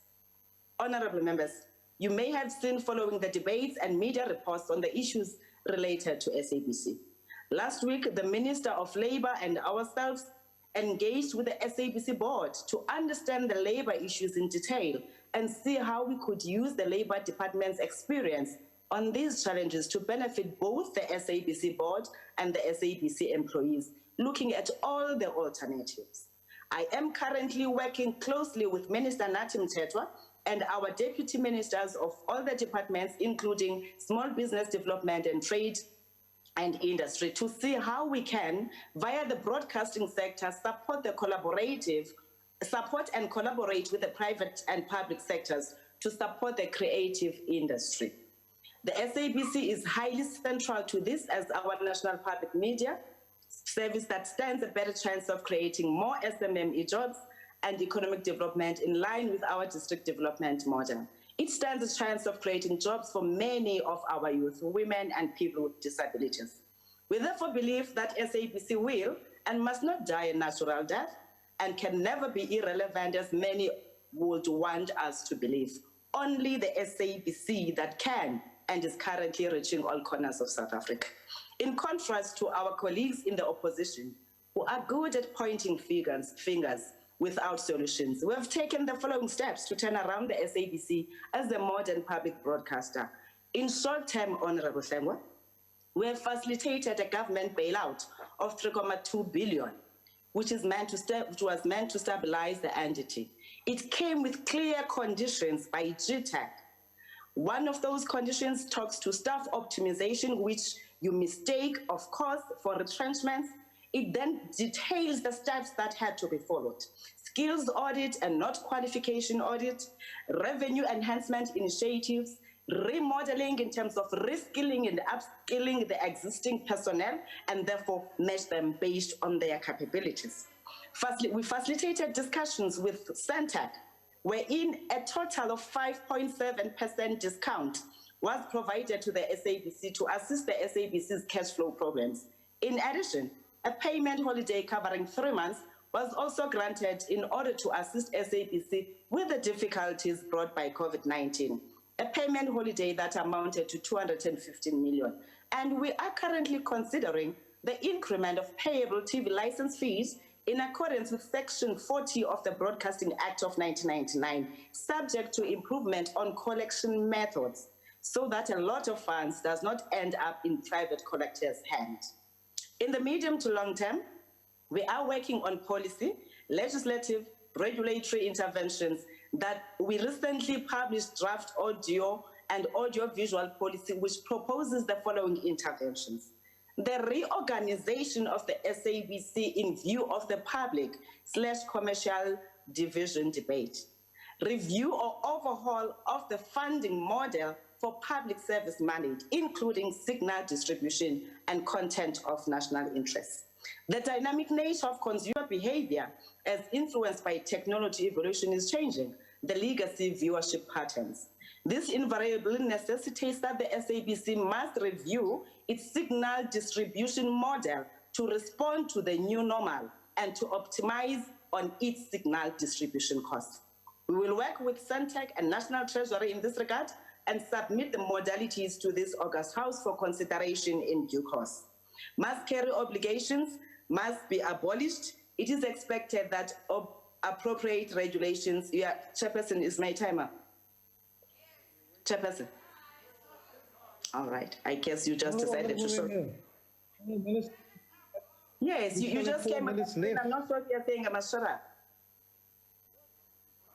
Must you I must continue? I didn't tell you that.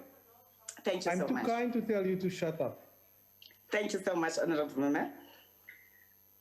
We are working on strengthening the regulatory capacity, monitoring and enforcement, including the regulations and oversight of over-the-top technologies, so that the conduct of each tier of audiovisual sector can be regulated, monitored, and enforced accordingly, including uncompetitive behavior and revenue limitations or restrictions.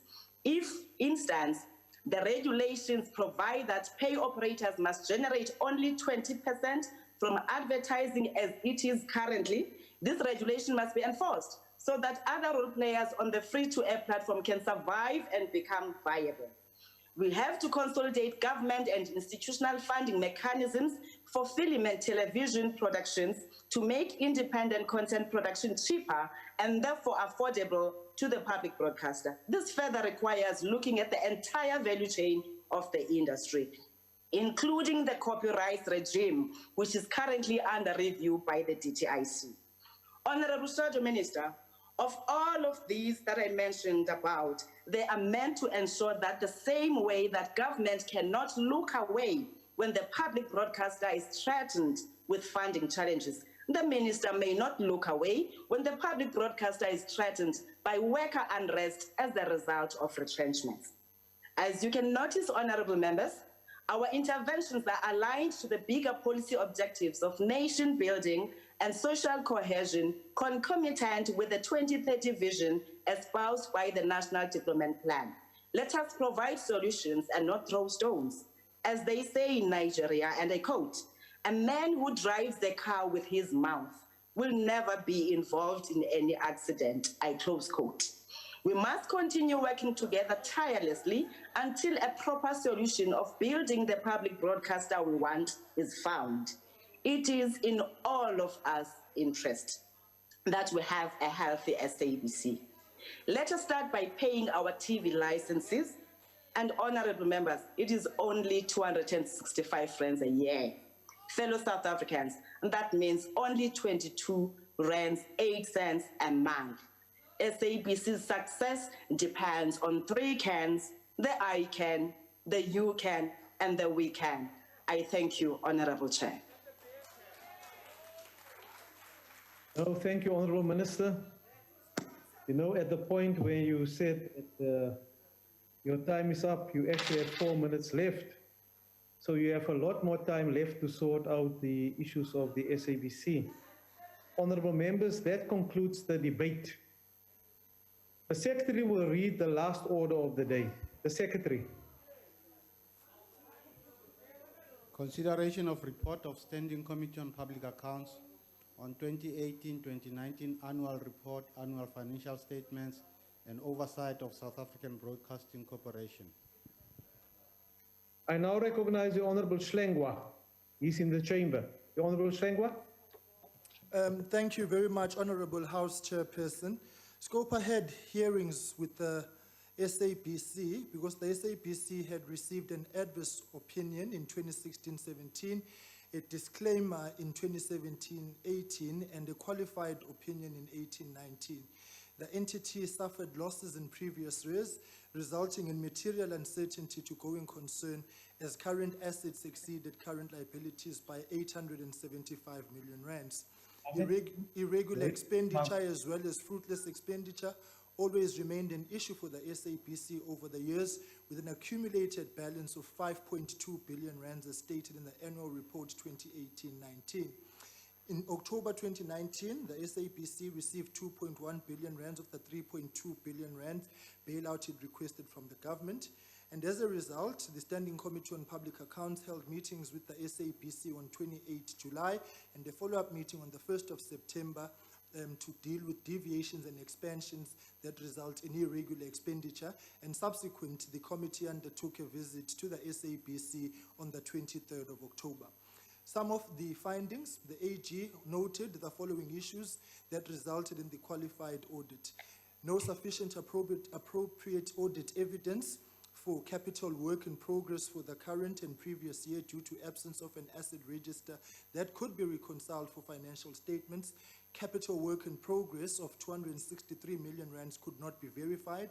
The SABC did not include particulars of all irregular expenditure as required by Section 55 of the PFMA, and the entity did not implement adequate internal control systems to identify and record all instances of irregular expenditure for the current and prior year. As a result, irregular expenditure is understated.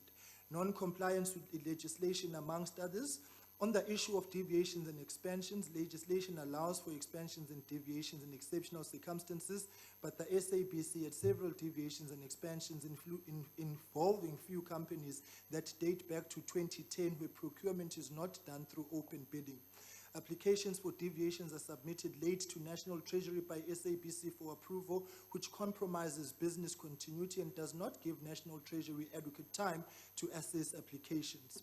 From the oversight, as I just sampled some of the findings, from the oversight, Inala Broadcast Technologies is the sole support and maintenance company for most of SABC's critical systems. The SABC is not ready to move to another system as they have capacity challenges, lack of skilled technical engineers and project managers. In supply chain units, some positions have been vacant for over 2 years.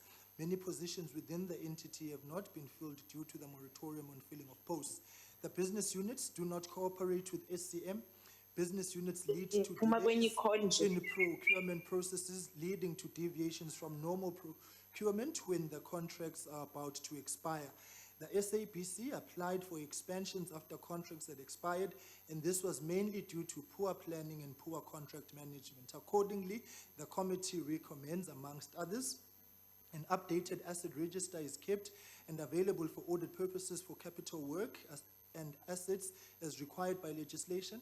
Adequate systems are in place to identify and record all irregular and fruitless expenditure and wasteful expenditure as required by Section 55 of the PFMA. The vacancy rate is reduced by appointing permanent senior management.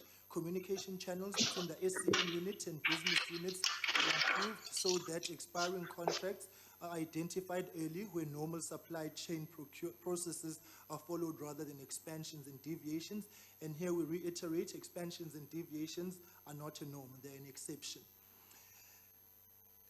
Instances where deviations and expansions are applicable, there is evidence that the market has been tested, as this was something that was not done, and relevant documentation must be readily available to support this and supplied to National Treasury upon request and application.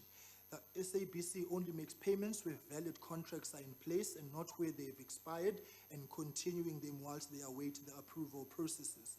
The corporation improves its internal control environment to avoid the misuse of financial and other resources. Disciplinary action is taken against the employees who are responsible for incurring irregular, fruitless, and wasteful expenditure as required by Section 51(1)(e)(3) of the PFMA. The contract management unit is capacitated immediately to guarantee compliance, and all critical posts are filled. Having sampled for the House, I would therefore like to move that the House adopts this report and hope that the recommendations placed here will result in improved situation at the SABC. On behalf of the committee, I'd like to thank the cooperation of the SABC as we were meeting with them and hope that the working relationship will continue to Honourable Member, I thank you very much. your time is now expired. I now wish to recognize the Chief Whip of the majority party, who is in the chamber. The Honourable Chief Whip. Thank you, Chair of Chairs. Honourable Chair of Chairs, I move that this report be adopted. Thank you. The motion is that the report be adopted, but there are requests for declarations. I will now recognize political parties wishing to make so to make a declaration. The DA.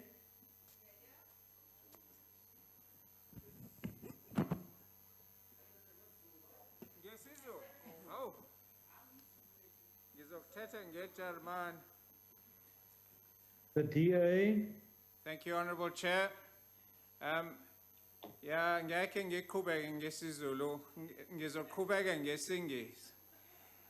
Honourable Chair, the SABC is a basket case, and like the majority of state-owned entities, is the predictable product of the ANC state capture project that ANC members, including the current president, watched from the sidelines and did little, or in most cases, nothing to stop.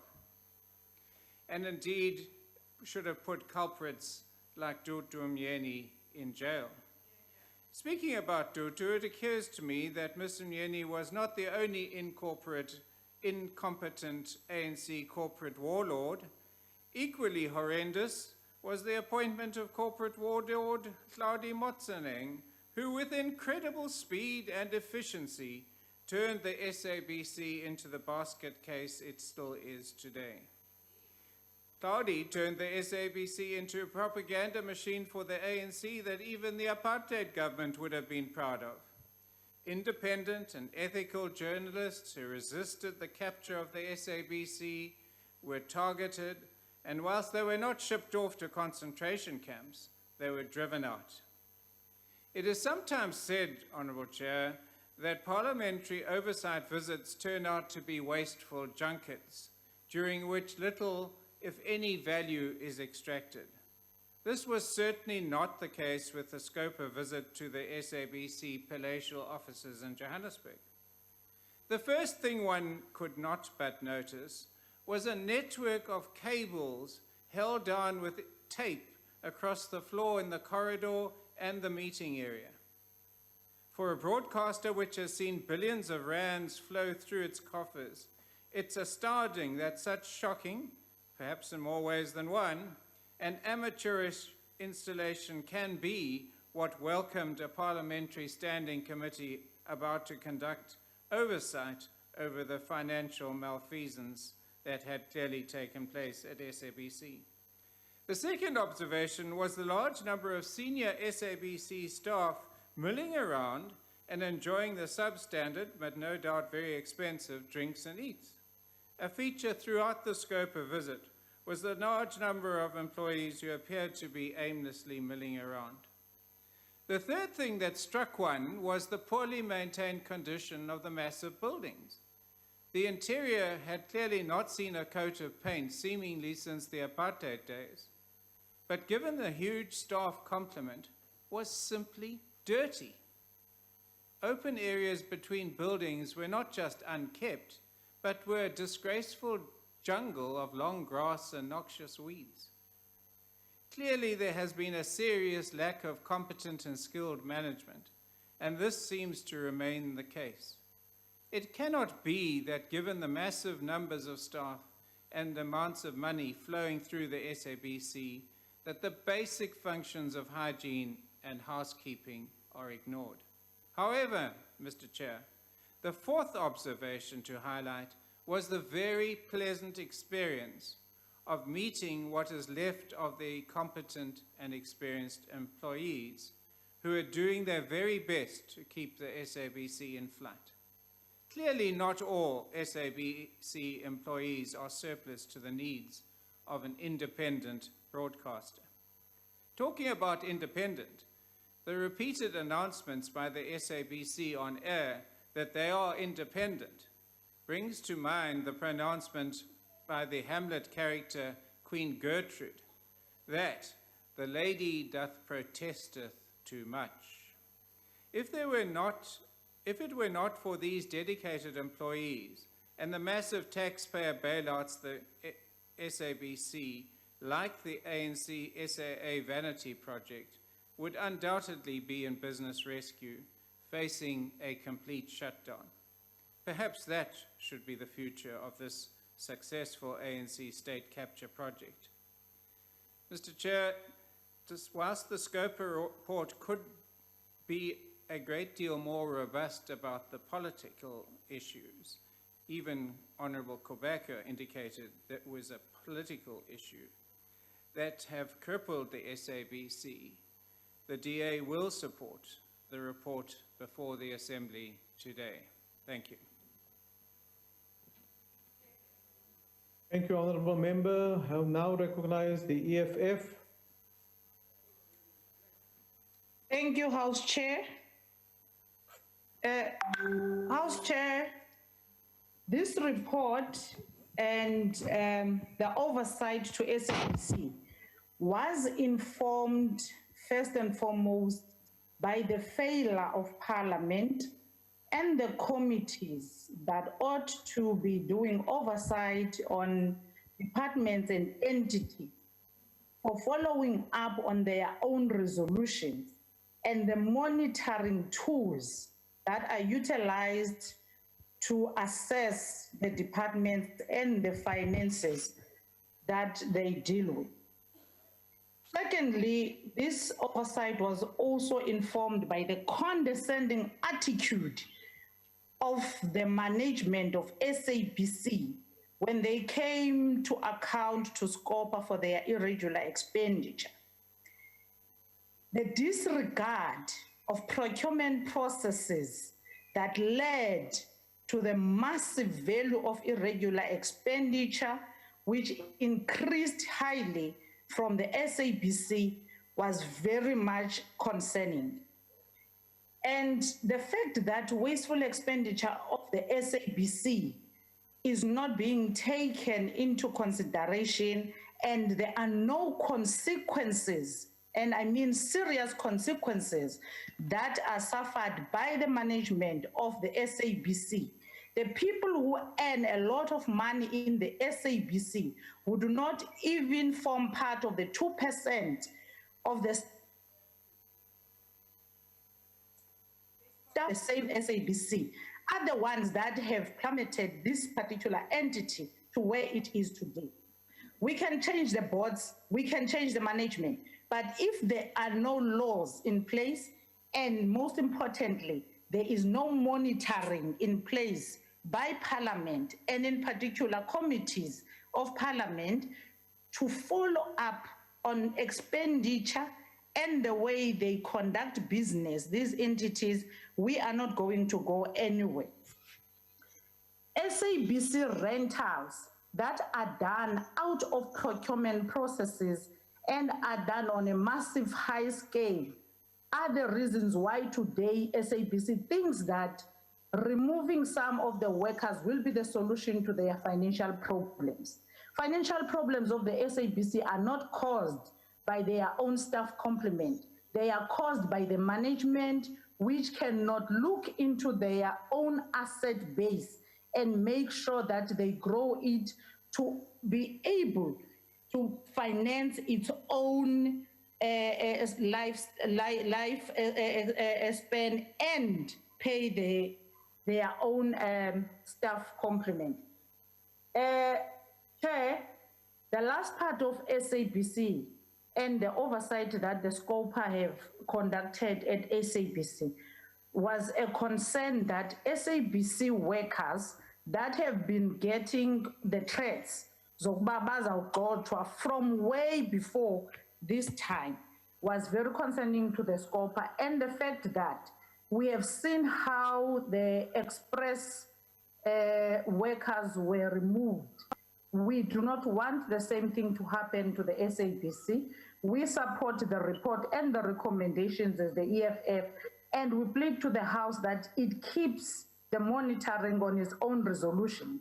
We need a tool of Parliament which visits all the resolutions and make follow-ups in terms of monitoring what are the managers of the state-owned entities doing in terms of implementing the resolutions of this House. Thank you very much. Thank you, Honourable Member. Next party is the IFP. Thank you very much, Honourable Chairperson. The IFP. Thank you very much, Honourable Chairperson. Honourable Chairperson, we've just come through a fiery debate on the escalating crisis at the SABC. Need we ask ourselves why these crises have emerged and why they continue? One just has to look at the report of the Auditor General and the recommendations made by SCOPA, and you've got your answers. Honourable Chairperson, one of the bailout conditions was that there would be a cost reduction of about 700 million rand, and that should include restructuring and job cuts. But for the Honourable Minister to call it now, sugarcoat the word and say job optimization, is trying to run away from the problem. Honourable Chairperson, it is just unacceptable that large entities and even large government departments that have all the necessary staff within their finance departments cannot do the basics. cannot get internal controls right, cannot account for irregular expenditure, cannot have control systems in place. Now, this is worrying not only here in the SABC, but for many government departments and other SOEs. And to that end, Honorable Chairperson, I think the IFP wishes to always reiterate the additional powers given to the Office of the Auditor General to ensure that there's consequence management and that certificates of debt are issued to those that are responsible for wrongdoing. So we as the IFP would support this report of SCOPA, and we wish SCOPA well and trust that they continue in the same vein of unearthing some of these irregularities that occur with the assistance of the Office of the Auditor General. One of our concerns as the IFP, Honourable Chairperson, is that we note that SCOPA has completed a number of reports that have been ATC'd, yet not up for debate before we end the session.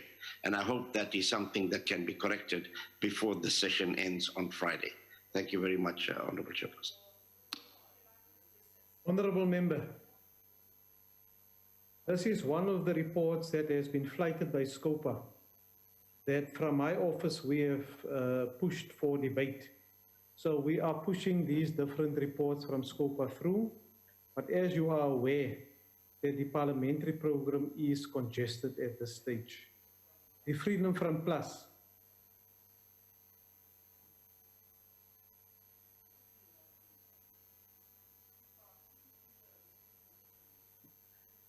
The FF Plus.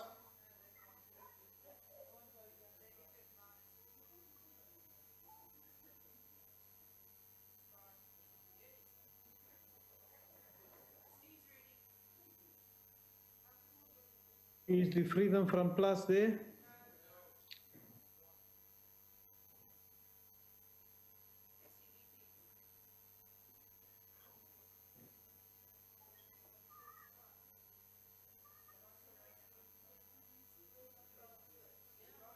The next intervention is from the FF Plus. Honorable House Chair, they are nowhere. ACDP is here. ACDP is there, waiting. Oh. I recognize the ACDP there. Thank you, House Chair. House Chair, the ACDP rises in support of this report. And as we had a debate earlier on the SABC, I'd just like to highlight one or two aspects of it. The report highlights the Auditor General's report on a number of deficiencies in the SABC.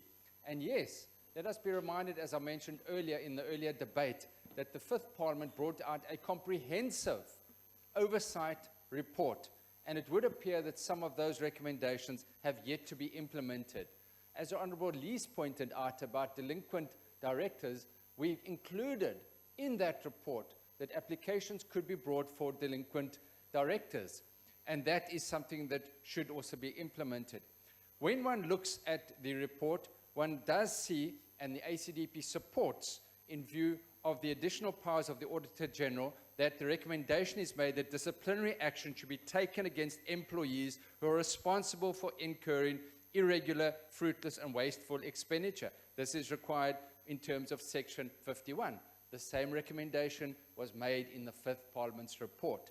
Was anything followed up in that regard? But here, hopefully, steps will be taken to ensure that these recommendations are implemented. The report also concludes that the committee has serious concerns about the high levels of deviations and expansions and the gross disregard for procedures, rules, and regulations. Now, clearly, there are consequences for these actions, and the ACDP would really urge that Parliament, in accepting this report, will ensure that the recommendations are implemented. Lastly, we would like to support the committee's report and recommendation that the executive authority submits a quarterly progress report on the implementation of these recommendations. It's one thing to make the recommendations and for this House to accept it. The second part is to ensure that they are executed. Thank you, House Chair. Thank you, Honourable Member. The next speaker is from the UDM.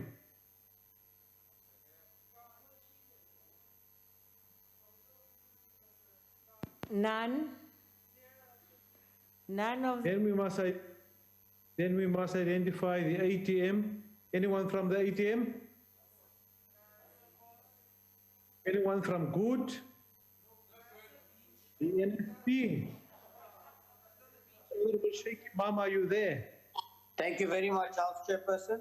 The National Freedom Party notes the report of the Standing Committee on Public Accounts tabled here today. Honorable House Chairperson, the SABC received an adverse opinion in 2016-2017, a disclaimer in 2017-2018, and a qualified opinion in 2018-2019. Now, House Chairperson, what I'm a little bit concerned or confused about rather, in terms of this report, it says the entity suffered losses in previous years, resulting in material uncertainty to going concern as current assets exceeded current liabilities. Now, I'm not sure what this really means, whether it means it should be current liabilities are now exceeding the current assets, or whether there's a risk that it is still solvent and may be becoming solvent. It's not very clear from this report. The SABC received 2.1 billion of the 3.2 billion bailout it requested from government. Irregular expenditure as well as fruitless expenditure always remained an issue for SABC over the years, with an accumulated balance of 5.2 billion as stated in the annual report. SABC management did not exercise oversight responsibility regarding financial reporting, and as we heard, despite being paid exorbitant salaries and bonuses, the failure of government to intervene and uproot the issues are crippling. However, we believe the minister has the passion and the commitment, and we call on this minister to do whatever is necessary to turn SABC into a success story. The National Freedom Party will support this report. Thank you. Thank you, Honourable Member. The next speaker will come from the AIC, who's in the chamber. The Honourable Chalisa. Thank you very much, Honorable Chairperson. The report tabled by the Chairperson is clear and self-explanatory. Its recommendations are clear and should be implemented. We appreciate the step taken by this committee to conduct oversight on SABC. There were serious issues that could not have been known if this oversight had not been taken. Honorable Chairperson, this committee is prepared to deal with whatever challenges in this SOE, that is SABC. They are prepared to leave no stone unturned. This is the type of leadership we want. We must know so that we can contribute. We support this report as AIC. Thank you very much. Oh, thank you, Honourable Member Cope. The Honourable Madisha.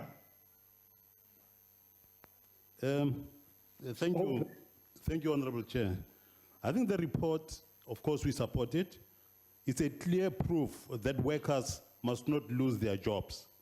SABC's sufferance emerges from the fact that the main problem is actually management. Massive problems. That's where the problems come from. Fruitless expenditure. I may refer you, for example, there are big documents here which indicate that lawyers charged expensive money, and SABC had to pay for all this, independent lawyers. And yet there are lawyers in SABC who are employed there full time, but they go out and employ lots and lots of lawyers, pay lots and lots of money, and that creates very serious problems. We have the documents here. Now, it is extremely unnecessary. Let me further add that people are being dismissed, and yet there are no asset registers. On what does that management base its resolutions? I want to say further that to improve the kind of situation that the SABC finds itself at the moment, to make sure that we are able to move forward, the government must give space, for example, to advertisers, because what happens is lots and lots of time is given to the ministers, and the adverts as it was reported, don't get chance altogether, and therefore, no money comes in. Now, I'm saying that management has got to do its job, government must create space, but then workers there must not be dismissed altogether. So a lot has got to be done to make sure that we move forward. Otherwise, we ourselves here, as parliamentarians, must not be forgiven by the people of South Africa. Thank you. Thank you, Honourable Member. The next speaker will be from Al Jamah. Thank you very much, Honourable House Chair. Honourable House Chair, I would like to thank and compliment SCOPA for playing their oversight role and giving us an insight into what they observed during their visit. It looks like housekeeping needs to be improved. Maybe one of the executive must take a broom and sweep, I don't know. But what was very disturbing, Honourable House Chair, is that there is a perception that the executive treated SCOPA with contempt. And we as the sixth parliament cannot allow that. In 10 years' time, when there's another Zondo commission, we want to hold our heads up high and say that the sixth parliament, that we did proper oversight. We did report to parliament. You were kind enough to fit in this report while we have a very busy schedule. Al Jamah supports the report. Thank you very much, Honourable Chair.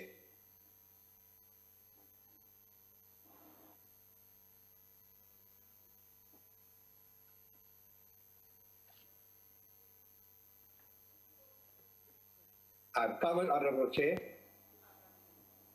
No, thank you, Honourable Member. My internet connection from the Eastern Cape, where I'm originating from, is a little bit unreliable. Yeah, I did notice that many of us were within our time, but you still said after we were done, your time is up. And no one wants to hear that, you know, Honourable Chair. We like to believe thank you for your client. But the show internet is not good.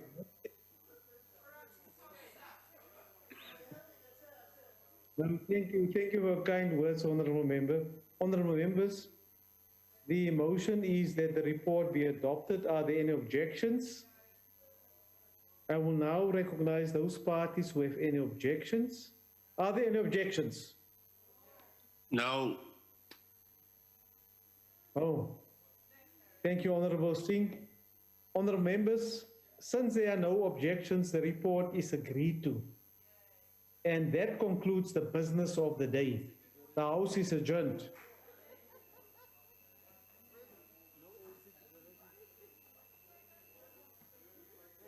Thank you.